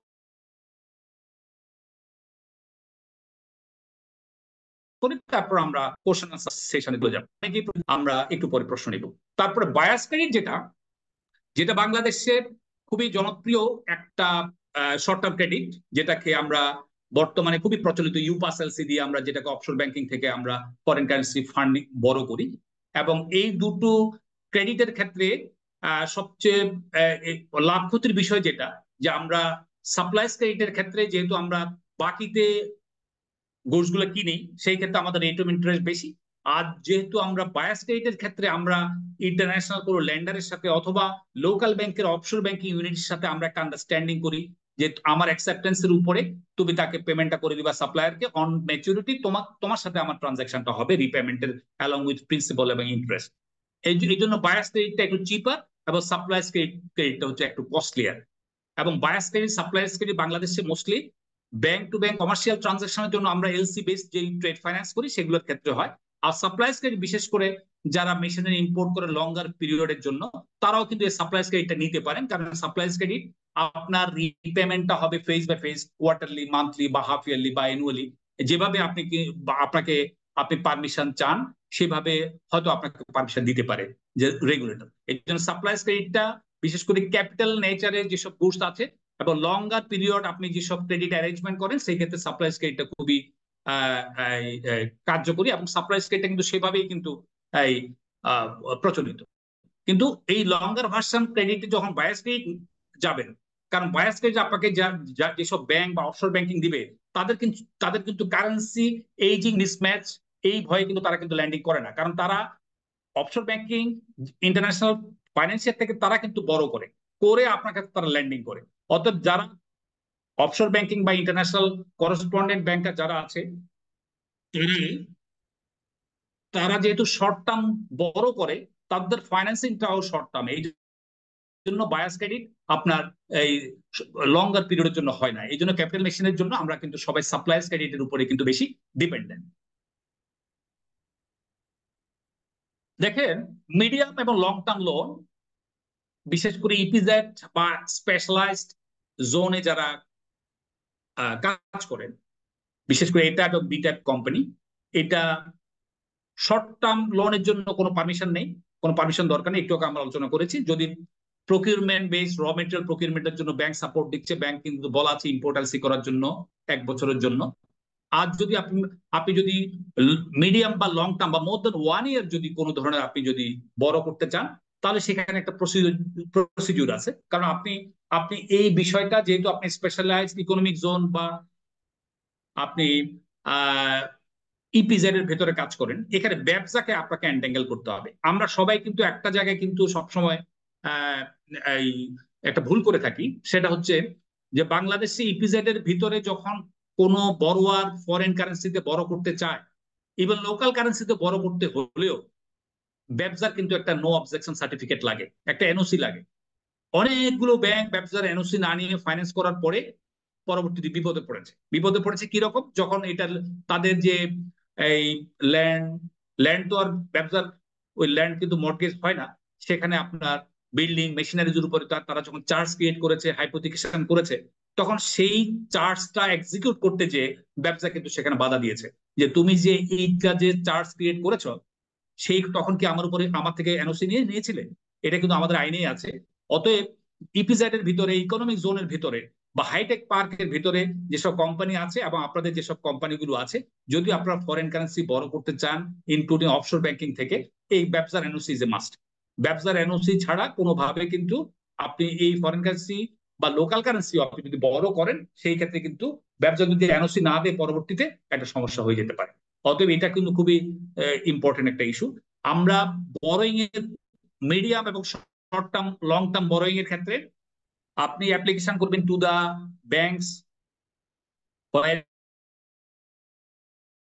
you are doing your banking. Bank সবকিছু দেখে ব্যবসার কাছে পাঠাবে ব্যবসার রিকমেন্ডেশনের জন্য, ব্যবসা রিকমেন্ডেশন দিয়ে তাদের নো অবজেকশন দিয়ে এটা পাঠাবে সেন্ট্রাল ব্যাংকে।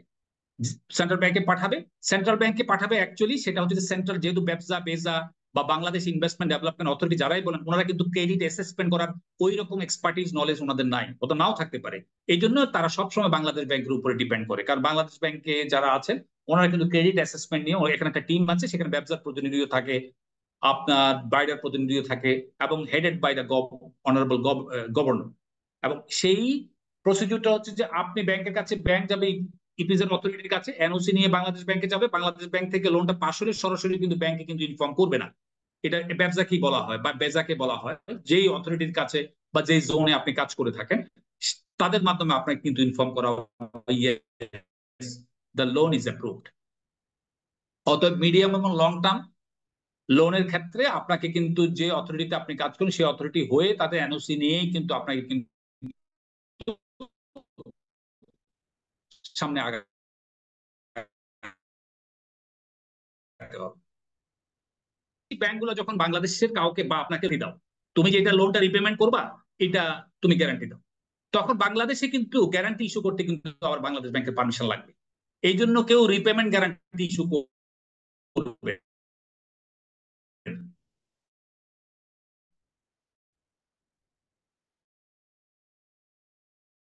এই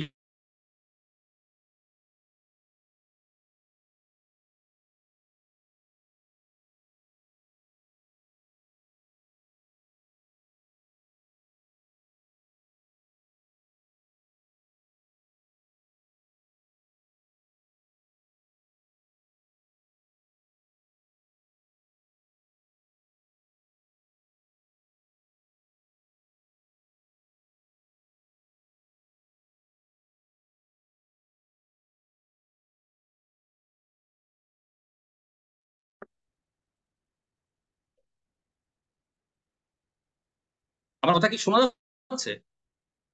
এখানে শোনা যাচ্ছিল না, এখন শোনা যাচ্ছে। নেটওয়ার্ক আজকে একটু সমস্যা করতেছে, I am sorry for that. আচ্ছা, এখন আমরা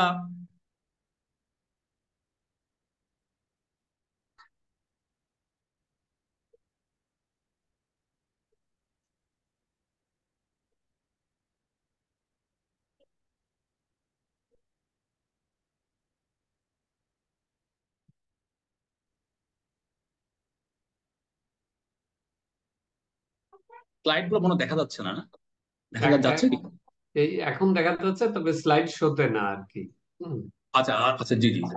তো আবার এখানে একটা নেটওয়ার্ক আজকে একটু সমস্যা করছে, এখানে ইলেকট্রিসিটিও সমস্যা। আমি হটস্পট দিয়ে করছি, I am sorry for that. Okay, এখন দেখা যাচ্ছে। জি জি, থ্যাংক ইউ। এখন ঠিক আছে।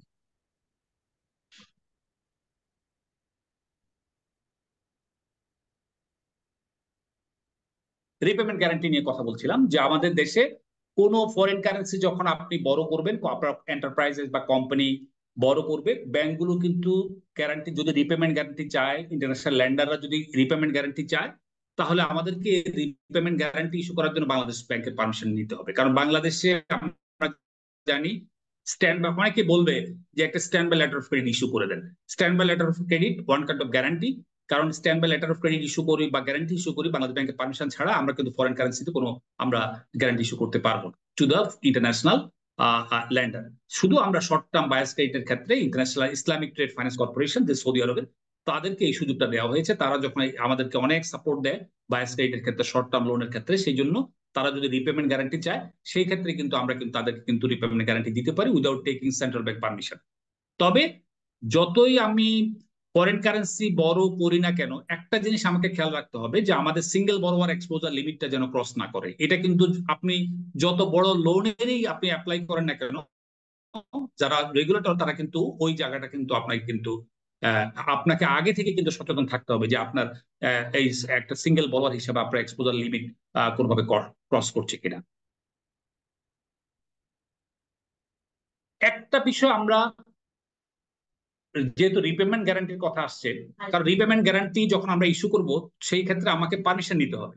পারমিশন নেওয়ার ব্যাপারটা আসছে বাংলাদেশ ব্যাংকের মেসেজটা হচ্ছে এইরকম যে আপনি যদি কোনো ফরেন কারেন্সি বড় করেন, করে যদি আপনি যদি দিতে না পারেন, আলটিমেটলি ব্যাংক যে কমিটমেন্টটা দিয়েছে বা গ্যারান্টি দিয়েছে সেটা কিন্তু আলটিমেটলি কিন্তু লিকুইডেট হয়ে যাবে, এবং তখন কিন্তু ব্যাংক বাধ্য হয়ে কিন্তু দেশের ফরেন এক্সচেঞ্জ রিজার্ভ থেকে কিন্তু এই লোনটা কিন্তু রিপেমেন্ট করতে হবে, এবং আপনার লোনটা কিন্তু আলটিমেটলি ওই ব্যাংকের সাথে টাকা লোনে কনভার্ট হয়ে গেল। তাহলে আপনি যখন টাকা লোনে কনভার্ট হয়ে যাবে, আপনার টাকা লোন নিতে গেলে যেসব securitisation, collateral arrangement, primary security, secondary security, সবগুলো মিলেই কিন্তু আপনার কিন্তু একটা বড় ধরনের এক্সট্রা বার্ডেন আপনার উপরে চলে আসবে।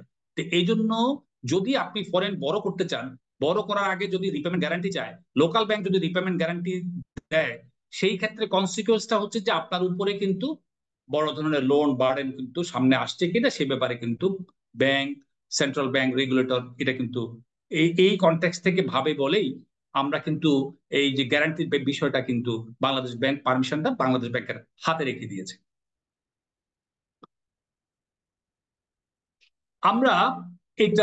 আমরা বড় মিডিয়ামে লং টার্ম সাপ্লাইজ আমরা আলোচনা করেছি, এটা আমাদের কথার মধ্যে চলে আসছে। আমি শুধু একটা জিনিস সেখানে বলতে চাই যে বাংলাদেশে আমরা যখন মিডিয়াম ও লং টার্ম সাপ্লাইজ ক্রেডিট আনি, মোস্টলি আমরা মেশিনারিজ বা ক্যাপিটাল মেশিনারি আমরা ইম্পোর্ট করি। সেই ক্ষেত্রে যখন আপনি লং টার্ম বা মিডিয়াম টার্ম লোন আপনি পেমেন্ট দিতে যাবেন, সেই বিষয়টা সর্বপ্রথম মাথায় রাখতে হবে যে আপনার হাতে বিল অফ এন্ট্রিটা আছে কিনা। কারণ দেশের ভিতরে যে মেশিনারি আসছে, সেই মেশিনারি আসাটা প্রুফ হচ্ছে বিল অফ এন্ট্রি।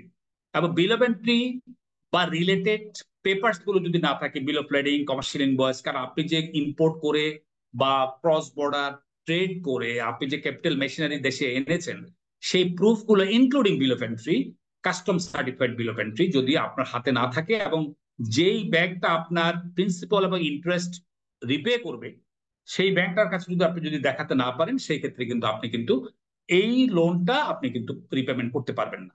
আপনাকে যদি লং টার্ম বা মিডিয়াম টার্ম সাপ্লাইজ ক্রেডিট, এবং সেটা যদি ক্যাপিটাল মেশিনারি বা মেশিনারি ক্যাপিটাল নেচারের কোনো গুডস হয়, সেটা যদি কোয়ার্টারলি, মান্থলি বা হাফ ইয়ারলি বা ইয়ারলি আপনি যখন রিপেমেন্ট করতে যাবেন, আপনাকে প্রুফ দিতে হবে really the goods comes in. এটা আপনাকে প্রুফ করতে হবে, এবং প্রুফ করার একটা মাত্র উপায় হচ্ছে বিল অফ এন্ট্রি বা আদার রিলেটেড ইম্পোর্ট ডকুমেন্ট। আমি বেঞ্চমার্ক রেট বা ইন্টারেস্ট নিয়ে একটু আলোচনা করতে চাই। আমাদের ফরেন কারেন্সি রেটটা হচ্ছে যে আপনার এখন আমরা আগে ছিলাম লাইবরে, এখন চলে গেছি আমরা সফরে, secured over that financing rate. এবং আমরা ছিলাম আগে লন্ডন মার্কেটে, এখন চলে গেছি ফেডারেল রিজার্ভ আমেরিকান মার্কেটে। আমাদের এখন ফরেন কারেন্সি হিসাব হয় সফর প্লাস মার্কআপ। আর স্মার্ট আমাদের দেশে উঠে গেছে, আমরা জানি আমাদের লোকাল কারেন্সি বরোইং এর জন্য স্মার্ট রেট উঠে গেছে। এখন ব্যাংকার কাস্টমার রিলেশনশিপের উপরে আমাদের রেট অফ ইন্টারেস্টটা নির্ধারণ হবে। আমি এই কারণে এই বিষয়টা আপনাদেরকে আলোচনা করেছি, যেহেতু আমার স্লাইডটা আগে বানানো, সার্কুলার ইস্যু হওয়ার সেই জন্য স্মার্ট রেটটা এখনো কিন্তু রয়ে গেছে। আমাদের rate of interest local currency, foreign currency, আমি একটা কম্পারিজন দেখানোর চেষ্টা করেছি, কারণ লোকাল কারেন্সির চেয়ে ফরেন কারেন্সি বরোইংটা বর্তমান সময়ে আমি মনে করি ওভারঅল কনটেক্সট থেকে এটা খুবই লুক্রেটিভ, প্রফিটেবল যারা কিন্তু বড় করতে চান with permission from the central bank. কারণ আমাদের দেশে এখন রেট, বাংলা টাকা বা লোকাল কারেন্সি রেট অফ ইন্টারেস্টটা হচ্ছে যে খুবই ভোলাটাইল, এবং রিলেশনশিপের উপর, মানে কি এটার উপর ডিপেন্ড করতেছে যে এটা কম বেশি কত হবে, বা আপনার ক্যাপাসিটি, স্ট্রেংথ সবগুলো মিলিয়ে। আর ফরেন কারেন্সি বরং যেহেতু আমাদের যে বিশেষ করে আমাদের ডলারে ম্যাক্সিমাম ক্ষেত্রে আমরা বড় করে থাকি, অথবা ইউরো অথবা জাপানিজ ইয়েন, সেই সব ক্ষেত্রে সেই সব কারেন্সি গুলো অনেক বেশি স্টেবল, এবং সেই জন্য আমাদের রেট অফ ইন্টারেস্ট এবং সফর বা ওই দেশের বেঞ্চমার্ক বা যে কারেন্সিটা আপনি ইম্পোর্ট করছেন সেই কারেন্সির বেঞ্চমার্ক রেটটার সাথে যদি মার্কআপটা, বাংলাদেশের মার্কআপটা যদি আমরা অ্যাড করি, তাহলে কিন্তু টাকা রেট অফ ইন্টারেস্ট চেয়ে অনেক কম। সেজন্য আমি ব্যক্তিগতভাবে প্রেফার করি, যদি আপনার সে এলিজিবিলিটি থাকে, তাহলে ফরেন কারেন্সি বরোইংটা হচ্ছে যে বর্তমান সময়ে আপনার জন্য অনেক বেশি সুবিধাজনক। আমরা কিছু পেপারস, কি পেপারস আপনি নেবেন, এগুলো নতুন করে আলোচনা করার কিছু নাই। একটা কোম্পানি ফর্ম করতে আপনার কোম্পানির সবগুলো পেপারস আমাদের এখানে সবগুলোই মোটামুটি, আমরা একটা ব্যবসা বাণিজ্য শুরু করতে বা একটা কোম্পানি ফর্ম করে ব্যবসা স্টার্ট করতে যেসব পেপারস গুলো থাকে, এই সবগুলো পেপারস মোটামুটি এখানে এনেছে। আমি শুধু পেপারস গুলো তিনটা ভাগ করেছি, একটা লিগাল ডকুমেন্টস, একটা ফাইন্যান্সিয়াল ডকুমেন্টস, একটা আরেকটা হচ্ছে যে মিসেলেনিয়াস ডকুমেন্টস। আমাদের যে জিনিসটা সবচেয়ে বেশি প্রয়োজন সেটা হচ্ছে যে আমরা একটা বাংলাদেশে যারা ফরেন কোম্পানিতে কাজ করেন, আমরা দেখি ফরেন কোম্পানি, এখানে অনেকগুলো ফরেন কোম্পানি আমি দেখেছি, যখন একটা কোয়ার্টারলি স্টেটমেন্ট পাঠাতে হয়, ওনারা কিন্তু সেটা জানেন। এই দেশে ইনভেস্টমেন্ট আনলে, আমরা কিন্তু এর আগে এফডিএ এর ক্লাসে কিন্তু সেশনে কিন্তু আলোচনা করেছি, ইনভেস্টমেন্টটা এই দেশে কিন্তু ইনফর্ম করতে হয়, রেগুলেটরকে ইনফর্ম করতে হয়, ইনভেস্টমেন্ট আনতে হলে রেজিস্ট্রেশন করতে হয়। তাহলে এই বেসিক পেপারগুলো কিন্তু আমরা কিন্তু তোড়জোড় শুরু করি। তো এই জন্য আমি a list of papers আমি এখানে দিয়েছি for your record, and for your understanding, যাতে করে যখনই আমরা ফরেন কারেন্সি বড় করতে চাইবো এবং এইসব পেপারস গুলো আমার কাছে থাকবে, এবং এই পেপারস গুলো সহ যদি if it is more than 1 year and require permission from the regulator, তাহলে আমরা এই পেপারস গুলো দিয়ে আমরা কিন্তু সাবমিট করব। এবং সবচেয়ে বড় কথা হচ্ছে যে আপনারা যারা ফিনান্সিয়াল ইঞ্জিনিয়ার, আপনাদের বরোয়িং এর ক্ষেত্রে decision making, you have more prudence than what I have. কারণ আপনারা এখানে অনেকগুলো ফাইন্যান্সিয়াল টুলস টেকনিক্স আপনারা ইস্যু করে দেখেন যে which borrowing would be beneficial better for your company. এটা আপনারা আরো আমার চেয়ে ভালো আন্ডারস্ট্যান্ডিং আপনাদের আছে, কারণ ফাইন্যান্সিয়াল টুলস টেকনিক্স গুলো আপনারা আমার চেয়ে আরো ভালো জানেন। Reporting requirement of foreign loan, এটা আমি একটু আগে আলোচনা করলাম যে আমরা যখনই ফরেন লোন বাংলাদেশে আনি এটা কিন্তু রিপোর্ট করতে হয়। এটা কিন্তু central bank foreign exchange investment department Bangladesh bank report করতে হয়। যদি আপনি রিপোর্ট না করেন, আপনি যখন একটা রিপেমেন্ট করতে যাবেন বাংলাদেশ ব্যাংক এটা ম্যাচিং করতে পারবে না, তো বাংলাদেশ ব্যাংক তখন মনে করবে যে এই দেশ থেকে ফান্ড চলে যাচ্ছে, তাহলে আপনি যে লোনটা এনেছেন তখন একটা রিপোর্টিং এর ব্যাপার আছে। এরপরে যে কোয়ার্টারলি মান্থলি বা বিভিন্ন টেনিউরে যে এটা রিপেমেন্ট হবে সেটারও কিন্তু একটা আপনার একটা রিপোর্টিং আছে। অতএব বাংলাদেশের ফরেন কারেন্সি লোন, সেটা ইনভেস্টমেন্ট আকারে হোক সেটা লোন আকারে হোক, বাংলাদেশে যদি আসে তাহলে সেটার কিন্তু একটা রিপোর্টিং করতে হয় কাকে, টু দ্য সেন্ট্রাল ব্যাংক। কারণ সেন্ট্রাল ব্যাংক লোন আসা এবং যাওয়া এবং এফডিআই আসা এবং যাওয়া এই দুটোই কিন্তু মনিটর করে, এবং আসা যাওয়া দুটোর সাথে যদি ম্যাচ না করে ফরেন কারেন্সি ল্যান্ডিং বরোইং, তাহলে কিন্তু সেন্ট্রাল ব্যাংক সেখানে কিন্তু গেট কিপিং করে, কোশ্চেন করে যে আপনি আগে হয়তো রিপোর্ট করেননি। এই জন্য ব্যাংকার এবং যারা আপনারা বড়োয়ার, আপনাদের এই দুপক্ষের মধ্যে একটা আন্ডারস্ট্যান্ডিং থাকতে হবে যে রেগুলেশনস এবং reporting requirement. Public sector import নিয়ে আমরা শুরুতে কথা বলেছি। কমার্শিয়ালি ইম্পোর্ট করতে আপনার standing committee on non concessional loan একটা কমিটি আছে বাইরেতে, তাদের পারমিশন নিতে হয়। আর যদি ইন জেনারেল বড় করে সরকার, যদি ইনফ্রাস্ট্রাকচার ডেভেলপমেন্টের জন্য বড় করে, সেটার জন্য সরকারের অর্থ মন্ত্রণালয় আছে, অর্থ বিভাগ থেকে এরকম পারমিশন নেই। কিন্তু কমার্শিয়াল লোনের ক্ষেত্রে কিন্তু পারমিশনটা নিতে হয় কিন্তু বাইরের ওই standing committee on non concessional loan. কারণ গভর্নমেন্টের অনেকগুলো কমার্শিয়াল উইংস আছে যেগুলো তারা ব্যবসা বাণিজ্য ইম্পোর্ট এক্সপোর্ট করে থাকে। একটা কেস এখানে দেখানোর চেষ্টা করেছি, এটা আমাদের কথার মধ্যে চলে আসছে যে হোয়াই আমরা লোকাল কারেন্সিতে বড় করব, হোয়াই আমরা ফরেন কারেন্সিতে বড় করব, রিজনটা কি, এটা আমরা আলোচনা করে ফেলেছি। তো এই হচ্ছে যে আজকে আমাদের ফরেন কারেন্সি বরোইং নিয়ে আমার থিওরিটিক্যাল পার্ট। প্র্যাকটিক্যালি এবার কোশ্চেন আনসার সেশন, যদি আপনারা কোনো কোশ্চেন করতে চান করতে পারেন, অথবা আমার নাম্বারটাও রাখতে পারেন। আপনারা যদি আপনাদের ইনভেস্টমেন্ট রিলেটেড অথবা বরোইং রিলেটেড কোনো কোশ্চেন যদি থাকে আমার সাথে যোগাযোগ করতে পারেন, বা প্রসিডিউরটা কি, বা কিভাবে কোন কোন ল্যান্ডারের সাথে, বা লোকাল ব্যাংকের যে অফশোর ব্যাংকিং গুলো কিন্তু অনেক বেশি বুস্ট আপ হচ্ছে, কারণ আমাদের অফশোর ব্যাংকিং রুলসটা অনেক বেশি এখন অনেক ফ্লেক্সিবল, এবং আমরা কিন্তু ইজিলি কিন্তু ফরেন কারেন্সি সেখানে আনতেও পারি এবং সেখান থেকে কিন্তু আমরা কিন্তু বড় করতে পারি। এবং বাংলাদেশের রিসেন্ট যে অফশোর ব্যাংকিং অ্যাক্ট 2023 হলো, এটা কিন্তু অনেক বেশি ফরেন কারেন্সি ফেভারিং। তো এই হচ্ছে আমার প্রেজেন্টেশন। আমি এখানে অনেকগুলো প্রশ্ন, কেউ কি প্রশ্ন করতে চাইলে আপনারা একটু প্রশ্ন করতে পারেন।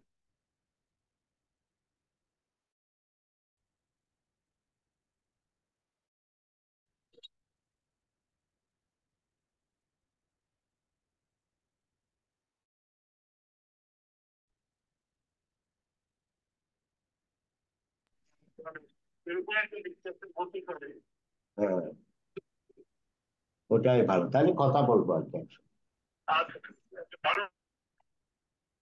জি,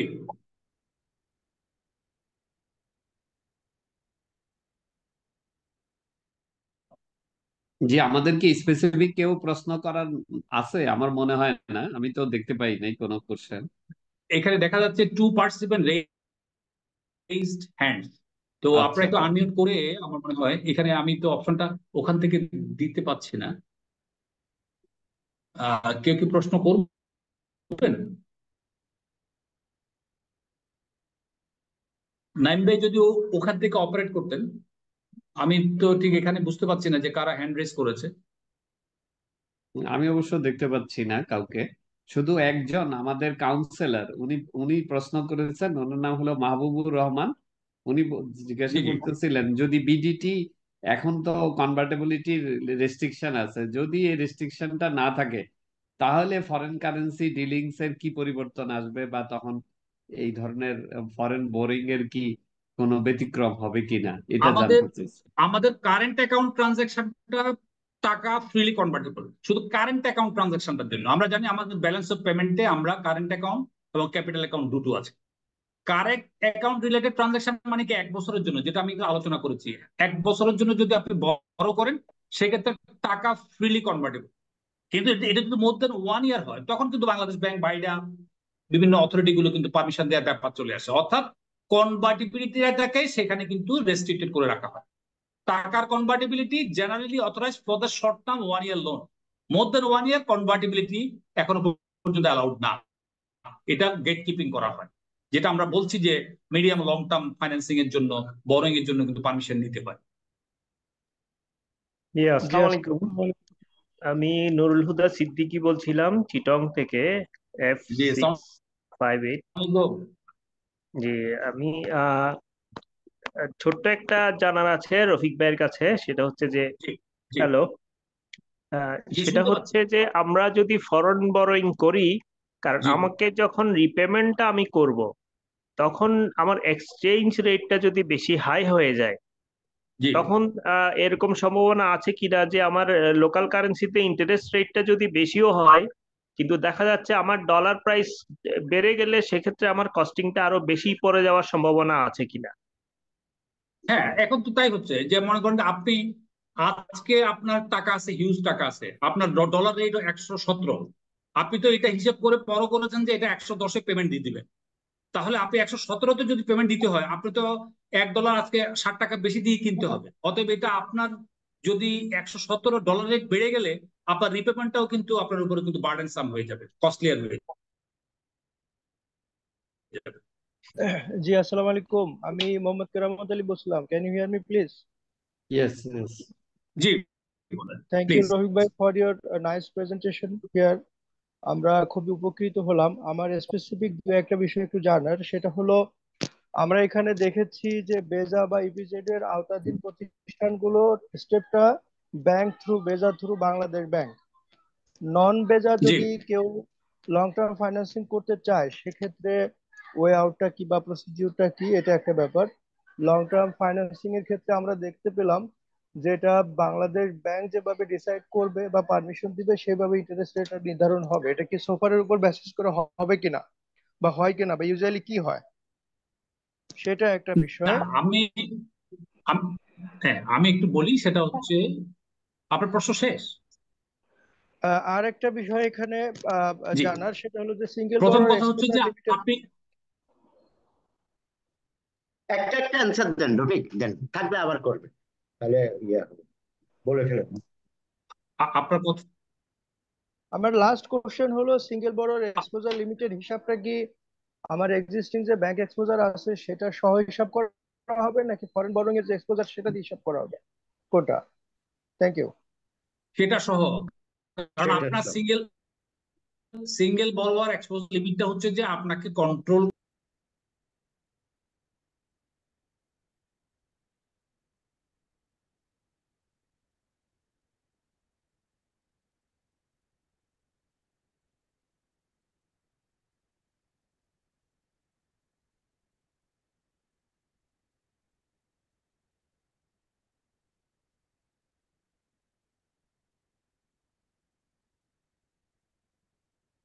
রফিকের কি ইয়ে আউট হয়ে গেল নাকি? হ্যাঁ, মনে হচ্ছে উনি আউট নাই। হয়ে গেছে। উনি আউট হয়েছে, আবার ঢুকবে হয়তো। হ্যাঁ,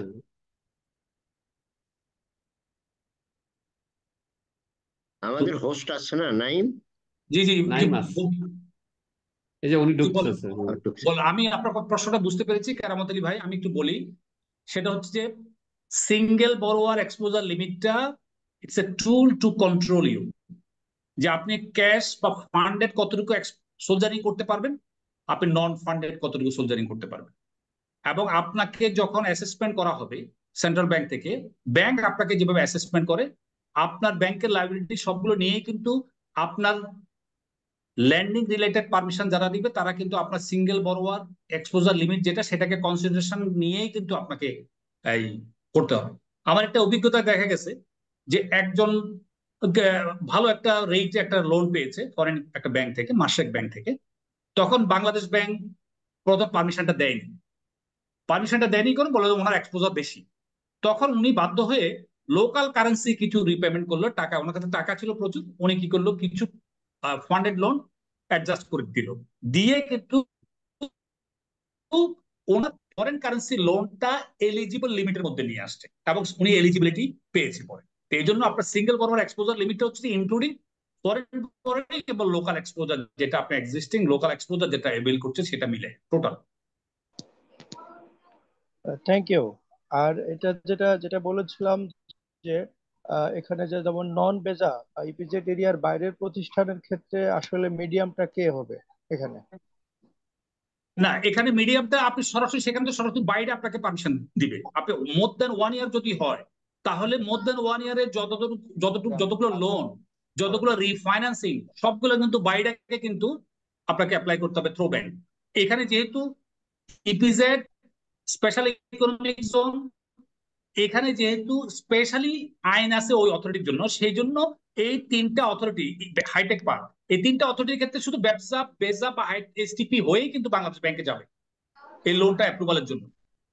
আর বাইরের আন্ডারে বা নন টেরিফ এরিয়াতে বা টেরিফ এরিয়াতে, যেটা আমরা যারা টেরিফ এরিয়াতে বাস করি, ইপিজেড বা স্পেশালাইজড ইকোনমিক জোন বাইরে, তারা কিন্তু সরাসরি বাইরের কাছে চলে যাবে মোর দেন 1 ইয়ার যে কোনো ধরনের লোনের জন্য। অ্যাপ্রুভাল অথরিটি কিন্তু তারাই, সিম্পল। হ্যাঁ, এবং আরেকটা সেটা যদি এলসির মাধ্যমে যদি আপনি 1 বছরের জন্য যদি লোন নেন, সে 1 বছরের এলসি লোনটা যদি আবার রিফাইন্যান্স করতে চান, তাও কিন্তু বাইরে থেকে আপনাকে পারমিশন নিতে হবে, যদি if you are existing out of non tariff area. ঠিক আছে। আচ্ছা, আরেকটা কোশ্চেন ছিল আমার, যে টার্ম লোনের ইন্টারেস্টের বিষয়ে স্পেসিফিক করা না ইউজুয়ালি কেমন হয়? না, টার্ম লোনের ইন্টারেস্টের ব্যাপারে এটা ডিপেন্ড করতেছে আপনার সাথে আপনি যার থেকে বড় করতেছেন তার উপর। এখানে আচ্ছা, কোনো ধরনের নেগোসিয়েশন। হ্যাঁ, মানে এটা বাংলাদেশ ব্যাংক একটা বার করে দিয়েছে যে আপনার সফর প্লাস 3.5%, এইটার মধ্যে আপনাকে কিন্তু হোভারিং অ্যারাউন্ড করতে হবে। এখন সফর কত তার উপরে একটা মার্কআপ আপনাকে দিয়ে দেওয়া হয়েছে, এটার মধ্যেই কিন্তু আপনি এই ঘোরাঘুরি করতে হবে আর কি।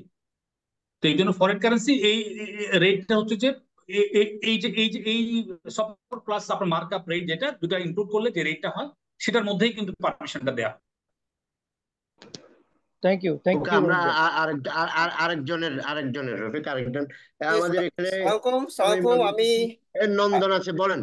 হ্যাঁ, তাড়াতাড়ি একটু সংক্ষেপে বলেন, আমরা আউট অফ রান মানে টাইম মানে রান করতেছি, বলেন। স্যার আমি খুব সংক্ষেপে বলছি। থ্যাংক ইউ হ্যাঁ, very much sir to give me the opportunity and for such a wonderful program. Sir আমি খুব প্র্যাকটিক্যাল পার্সপেক্টিভে রফিক ভাইয়ের সাথে একটা বিষয় শেয়ার করতে চাচ্ছি। হয়তো এখন আনসার না দিলেও চলবে, আমি দরকার হলে পরে জেনে নিই। আমি তো আশুগঞ্জ পাওয়ার স্টেশন কোম্পানিতে ইডি ফাইন্যান্স হিসেবে কাজ করি। খুব প্র্যাকটিক্যাল পার্সপেক্টিভে আমরা export credit agency that is ECA loan নিয়েছিলাম আজ থেকে 10 বছর আগে। তো ইন্টারন্যাশনাল ডেরিভেটিভ চেঞ্জের কারণে আমাদেরকে লাইবর থেকে সোফরে কনভার্ট করে দেয়া হচ্ছে এবং আমরা ইন্টারন্যাশনালি আসলে এটা মানতে বাধ্য। এখন পর্যন্ত আসলে সোফরের কারণে আমরা বেনিফিটেড। বাট আমার কোশ্চেন, যেহেতু এটা একটা ইন্টারন্যাশনাল কন্ট্রাক্ট, যদি কোনো একটা সময় গিয়ে সোফারটা আসলে লাইবরের চেয়ে বেড়ে যায়, তখন তো আসলে বাংলাদেশ লুজ করবে, আই মিন এডিশনাল পেমেন্ট করে দিবে। এই কোশ্চেনটা আমি আমার স্ট্যান্ডার্ড চার্টার্ড ব্যাংক এবং এইচএসবিসি কেও বলেছিলাম, বাট তারা আমাকে আসলে কোনো সদুত্তর দিতে পারে নাই। তো আমার যেটা রিকোয়েস্ট, রফিক ভাই আমি দেখলাম অত্যন্ত সুন্দরভাবে প্রেজেন্ট করেছেন এবং ওনার নলেজ ভেরি হাই। সো যদি এই মুহূর্তে দিতে পারেন ভালো, অথবা আমি পরে জেনে নিব। আমার আপনি একটু, আমি আমার নাম্বারটা বলছি, আপনার আমার নাম্বারটা রাখেন। আর কষ্ট করে যদি কিছু যদি মনে না করেন, কালকে আমাকে একটা যদি কল দেন বা আমাকে যদি একটা টেক্সট করে রাখেন, আমি আপনাকে কল দিব, তাহলে আমরা এই জিনিসটা আলোচনা করবো। 01742719724, আমি একটু লিখে দিচ্ছি, আপনারা একটু হয়তো নিতে পারেন। ওকে, মেসেজ আমি দিয়ে দেন। এটা হলে তাহলে আমাদের জন্য একটু সুবিধা হয়। আপনারা হ্যাঁ আমি মেসেজ দিয়ে দিচ্ছি, আপনারা একটু আহ, তাহলে আমাদের সুবিধা হয়। আমরা কিন্তু এটা তো অনগোয়িং প্রসেস, অনেক প্রশ্ন আপনাদের থাকতে পারে। তো আমি সেজন্যই আমি এটা একটু আপনাদেরকে দিয়ে দিচ্ছি। 01742719724। আর নাইমের কাছে আমার নাম্বার আছে, এটা আমার নাম্বার আছে। আপনারা যেহেতু আপনি যে প্রশ্নটা করেছেন এটা একটু আলোচনার বিষয়, আমি আপনার সাথে ওয়ান টু ওয়ান কথা বলবো, এবং প্রয়োজনে আপনি আমাকে একটা মেইল দিতে পারেন, আমি মেইলটা জবাব দিব, জবাবটা সবার কাছে শেয়ার করতে পারেন। তাহলে Yeah, কিছু I'll কিছু do. I'll do. I'll এখানে do. আবার অ্যান্সার দিলে সুবিধা হয় যে মানে আবার সবার একটা জানা হ্যাঁ হয়ে না, যায়। আমি একটু আনসারটা দিয়ে রাখি, সেটা হচ্ছে এইরকম যে আপনার প্রশ্নটা ছিল এরকম, লাইভ থেকে সফরে সফরে গেলে আপনার কিন্তু সুবিধা হচ্ছে, এইটা বলছেন না, আমার কোশ্চেনটা ছিল এরকম, আপনি। লাইবর থেকে সফরে যাওয়ার জন্য এখন আমি বেনিফিটেড, কিন্তু এটা নিকট ভবিষ্যতে চেঞ্জ হয়ে যেতে পারে, বিকজ এটা ইন্টারন্যাশনাল ডেরিভেটিভস। এখন আমার কোশ্চেন হলো, যখন আমি লুজ করব, সেটার জন্য আসলে বাংলাদেশ লুজ করবে, এটাকে আমি মানতে বাধ্য না, বিকজ আমার তো ইন্টারন্যাশনাল কন্ট্রাক্ট রয়ে গেছে, আমি লাইবরে করব। লাইব্রেরির হ্যাঁ, উপর। না, আপনি যদি ফাইন্যান্সটা নিয়েছেন কি ডলারে, ইয়েস, আপনার ডলারে। রিপেমেন্টটা কি ডলারে হবে? ডলারে। হ্যাঁ, তো ডলার হলে তো আপনার কাছে তো ডলার নাই। না, ডলার থাকলো, কিন্তু আমার তো যেটা হচ্ছে কি, আমার এখানে সোফরে কনভার্ট হওয়ার কারণে আপনার সোফর প্লাস 3.65, জি, আমি তো আগে দিতাম লাইবর প্লাস 3.65। তো সোফর তো আসলে ভবিষ্যতে বেড়ে যেতে পারে লাইবরের চেয়ে, যদিও লাইবরও পাবলিশড হবে, কিন্তু এই আমি তো। সোফর না, মানতে আমার বাধ্য। কথা হচ্ছে, আই আন্ডারস্ট্যান্ড, আমি আপনার কথাটা বুঝছি। আমার যদি, যেহেতু আপনি ফরেন কারেন্সি বড় করেছেন, আপনাকে কিন্তু ফরেন কারেন্সি রিপেমেন্টের সময় আপনার যেই কারেন্সিতে আপনি রিপেমেন্ট করবেন সেই মার্কেট থেকে ফরেন কারেন্সি কিনেই তো আপনাকে রিপেমেন্ট করতে হবে, তাই না? এবং জি, সেই রেটের ফ্লাকচুয়েশনটা কিন্তু আপনাকে কিন্তু মানতে হবে, এক নাম্বার কথা। না মেনে কোনো উপায় নেই। কিন্তু আপনার এখানে রিস্ক ম্যানেজমেন্ট করার, মিটিগেশন করার কতগুলো ওয়ে আছে। আপনি যদি মনে করেন যে 3 মাস পরে বা 6 মাস পরে, 1 বছর পরে আপনার ফরেন কারেন্সি রেটটা, সফর রেটটা ফ্লাকচুয়েট করতে পারে, আপনার ডিসফেভারে যেতে পারে, সেই ক্ষেত্রে আপনি ব্যাংকের সাথে একটা অ্যারেঞ্জমেন্ট করতে পারেন, অথবা আপনার ইন্টারন্যাশনাল আরেকটা আপনি একটা ল্যান্ডিং করে সেই টাইমের সাথে হেজিং করে আপনি কিন্তু আপনার রিপেমেন্টটা সেট করতে পারেন। অথবা আপনার যদি এক্সপোর্ট অ্যারেঞ্জমেন্ট থাকে, অর্থাৎ আপনাকে টাকা দিয়ে যদি ডলার কিনতে হয় বা ফরেন কারেন্সি কিনতে হয়, তাহলে এটা আপনার জন্য কিন্তু খুবই মারাত্মক রকম একটা আপনার ডিসফেভারে যাবে। কিন্তু আপনি যদি ফরেন কারেন্সিটার ফ্লাকচুয়েশনটা আগে থেকে ফোরকাস্ট করতে পারেন, ফোরকাস্ট করে যদি আপনি রফিক, আমি সেটাকে আমি একটু হেজিং করতে আমি পারেন। একটু ইন্টারাপ্ট করি। আসলে নন্দন জানতে চাইছে, ওকে তো লিবরে এটা দিছে, ওর জি, ফাইন্যান্সিয়ার, মানে আপনি তো ওকে আবার হেজিং এ নিয়ে গেছেন, এটা সে অন্য জায়গায় হেজিং করবে, এটা ওর ব্যাপার। এখন নিয়ে গেছে মানে কি, সফরে ও কিন্তু ভালো বেনিফিট পাচ্ছে, মানে পাচ্ছে কম্পেয়ার টু লাইভর। লাইভ। এখন যদি লাইভর যদি কম্পিটিটিভ হয়ে যায়, তার জন্য সস্তা হয়ে যায়, সফর যদি ইয়ে হয়ে যায়, সে কি এটা ক্লেম করতে পারবে যে আমি সফারে দিব না, আমি এখন লাইভরে দিব, যেহেতু হ্যাঁ পারবে, আপনার সাথে আমার হ্যাঁ অরিজিনাল পারবে, কন্ট্রাক্ট কিন্তু লাইভর? পারবে পারবে। পৃথিবী তো। রাইট, হ্যাঁ, এটা পারবে, কারণ হচ্ছে এটাই কি, চাইছে। না না হ্যাঁ। নো, আপনি হুম, এটা এটা এটা ভেরি সিম্পল। সেটা হচ্ছে যে হ্যাঁ, আপনি আমি পৃথিবীতে, জানি না মানে ওই ল্যান্ডারের সাথে সম্পর্ক, রাইট, আপনি অ্যাজ এ পৃথিবীতে ব্যাংকার হিসেবে অনেকগুলো ফরেন এক্সচেঞ্জ মার্কেট আছে। আপনি যদি আমেরিকান মার্কেট থেকে ডলার রেট আপনার বেশি না, হয়, আমার ল্যান্ডার যদি আমাকে যে মানে ফাইন্যান্স করছে, সে জি, মানবে কিনা? না সে, আমি এখন রফিক কথা ভাই, হচ্ছে তার সাথে আমি একটু তথ্য এগ্রিমেন্টটা দিই। কিভাবে হয়েছে। রফিক ভাই, আমি একটু এগ্রিমেন্ট তথ্য হচ্ছে দিই। তার লাইবর, এবং ওকে লাইবর থেকে সফরে নিয়ে আসছে। আর সফরে, লাইবর থেকে যখন সফরে নিয়ে আসছে, এটা তো লেন্ডারের সাথে অ্যারেঞ্জমেন্ট হয়েছে, সফরে হ্যাঁ তুমি হয়েছে। রিপেমেন্ট করবা।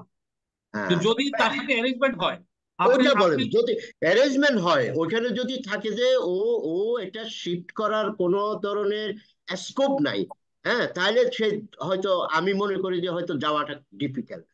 যদি কারণ আপনি যে সফরে তার সাথে একটা অ্যারেঞ্জমেন্ট করেছেন, ওই হুম, ল্যান্ডারও তো কিন্তু আপনার এই টাকাটা নিয়ে আরেক জায়গায় কিন্তু আগে থেকে করছে। কিন্তু ল্যান্ডিং করে রেখেছে, হুম, অর্থাৎ তার এজিং মিসম্যাচ হবে। আপনি এই জন্য তার সাথে কি অ্যারেঞ্জমেন্ট করেছেন এইটার উপরে ডিপেন্ড করবে। তার সাথে যদি আপনি মনে করেন রিপেমেন্ট হবে সফর প্লাস এততে, তাহলে আপনি হুম, সফরেই কিন্তু আপনাকে রিপেমেন্ট করতে হবে থাকতে হবে।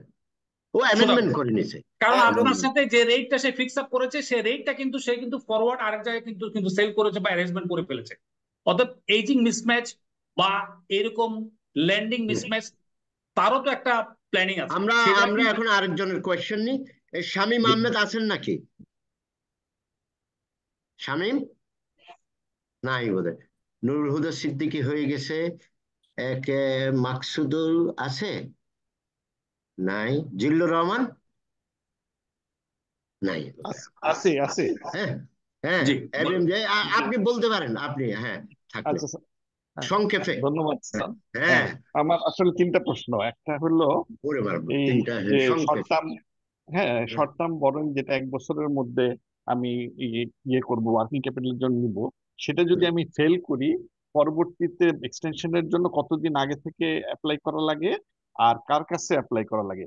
আর 2 মাস অ্যাপ্লাই আগে অ্যাপ্লাই করলে করুন। ওনারা, আচ্ছা ওনারা কতদিন বাড়াতে পারে টাইম নেক্সট দিবে। টাইম?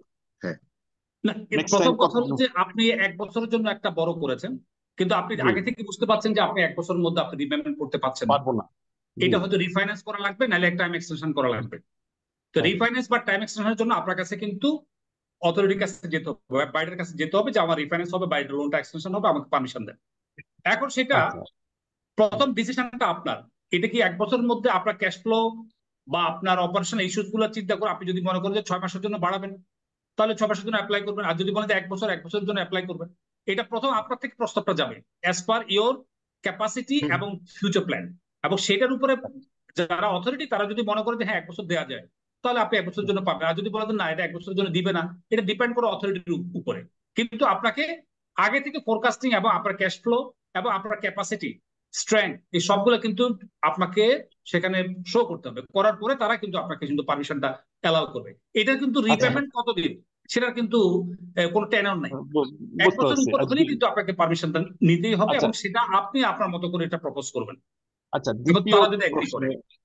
দ্বিতীয় প্রশ্ন হলো এইটা, ধরেন আমি ফেল করলাম এবং পরে ম্যানেজমেন্ট সিদ্ধান্ত নিল এটাকে শেয়ার ইস্যু করে দিবে, হ্যাঁ, এই শর্ট টার্ম লোনটাকে ইকুইটিতে কনভার্ট করবে, সেটা সম্ভব কিনা?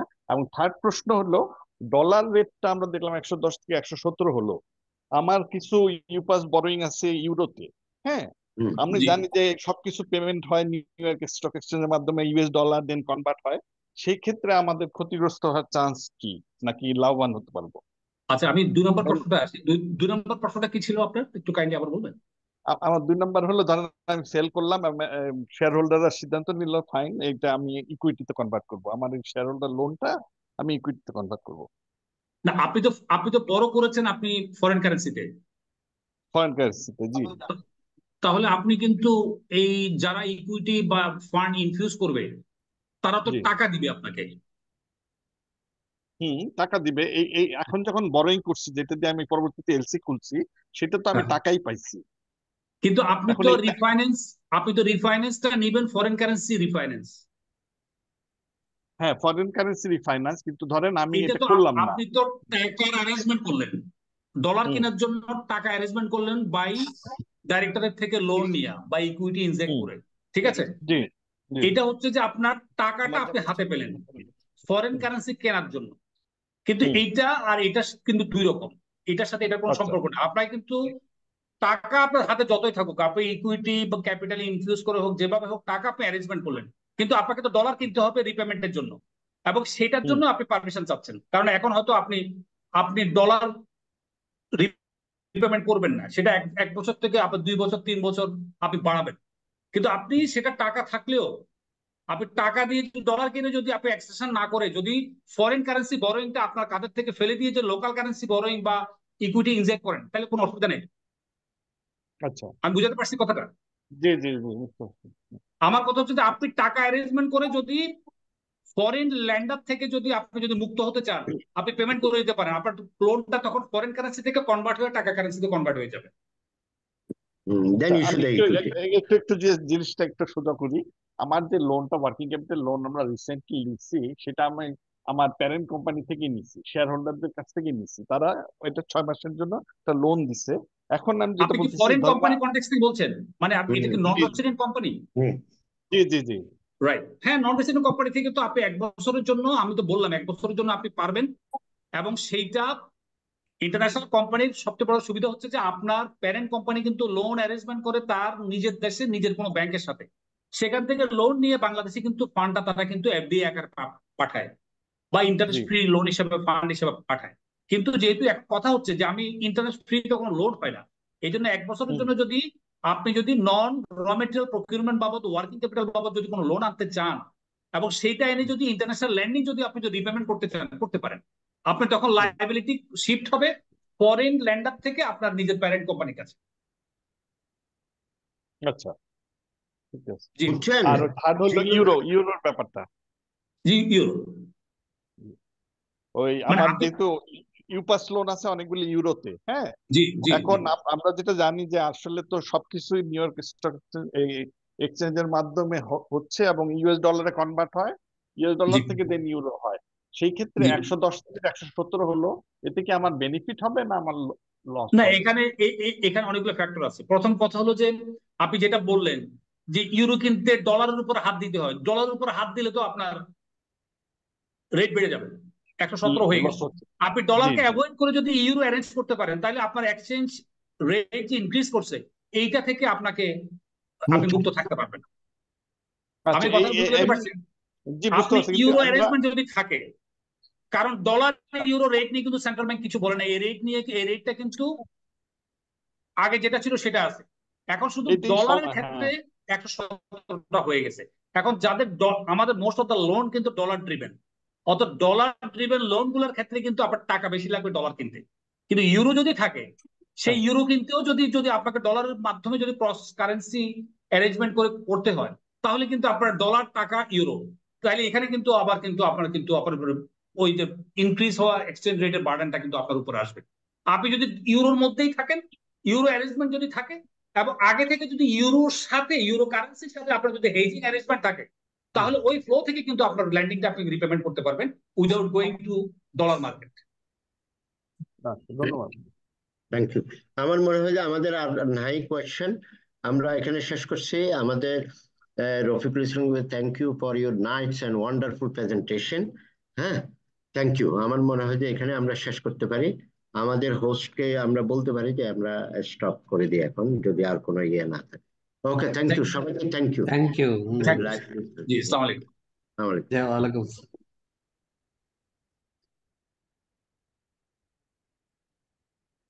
নাইম, আমাদের বন্ধ করে দিতে পারেন হোস্ট করে। ওকে স্যার, থ্যাংক ইউ হ্যাঁ, স্যার। ঠিক আছে।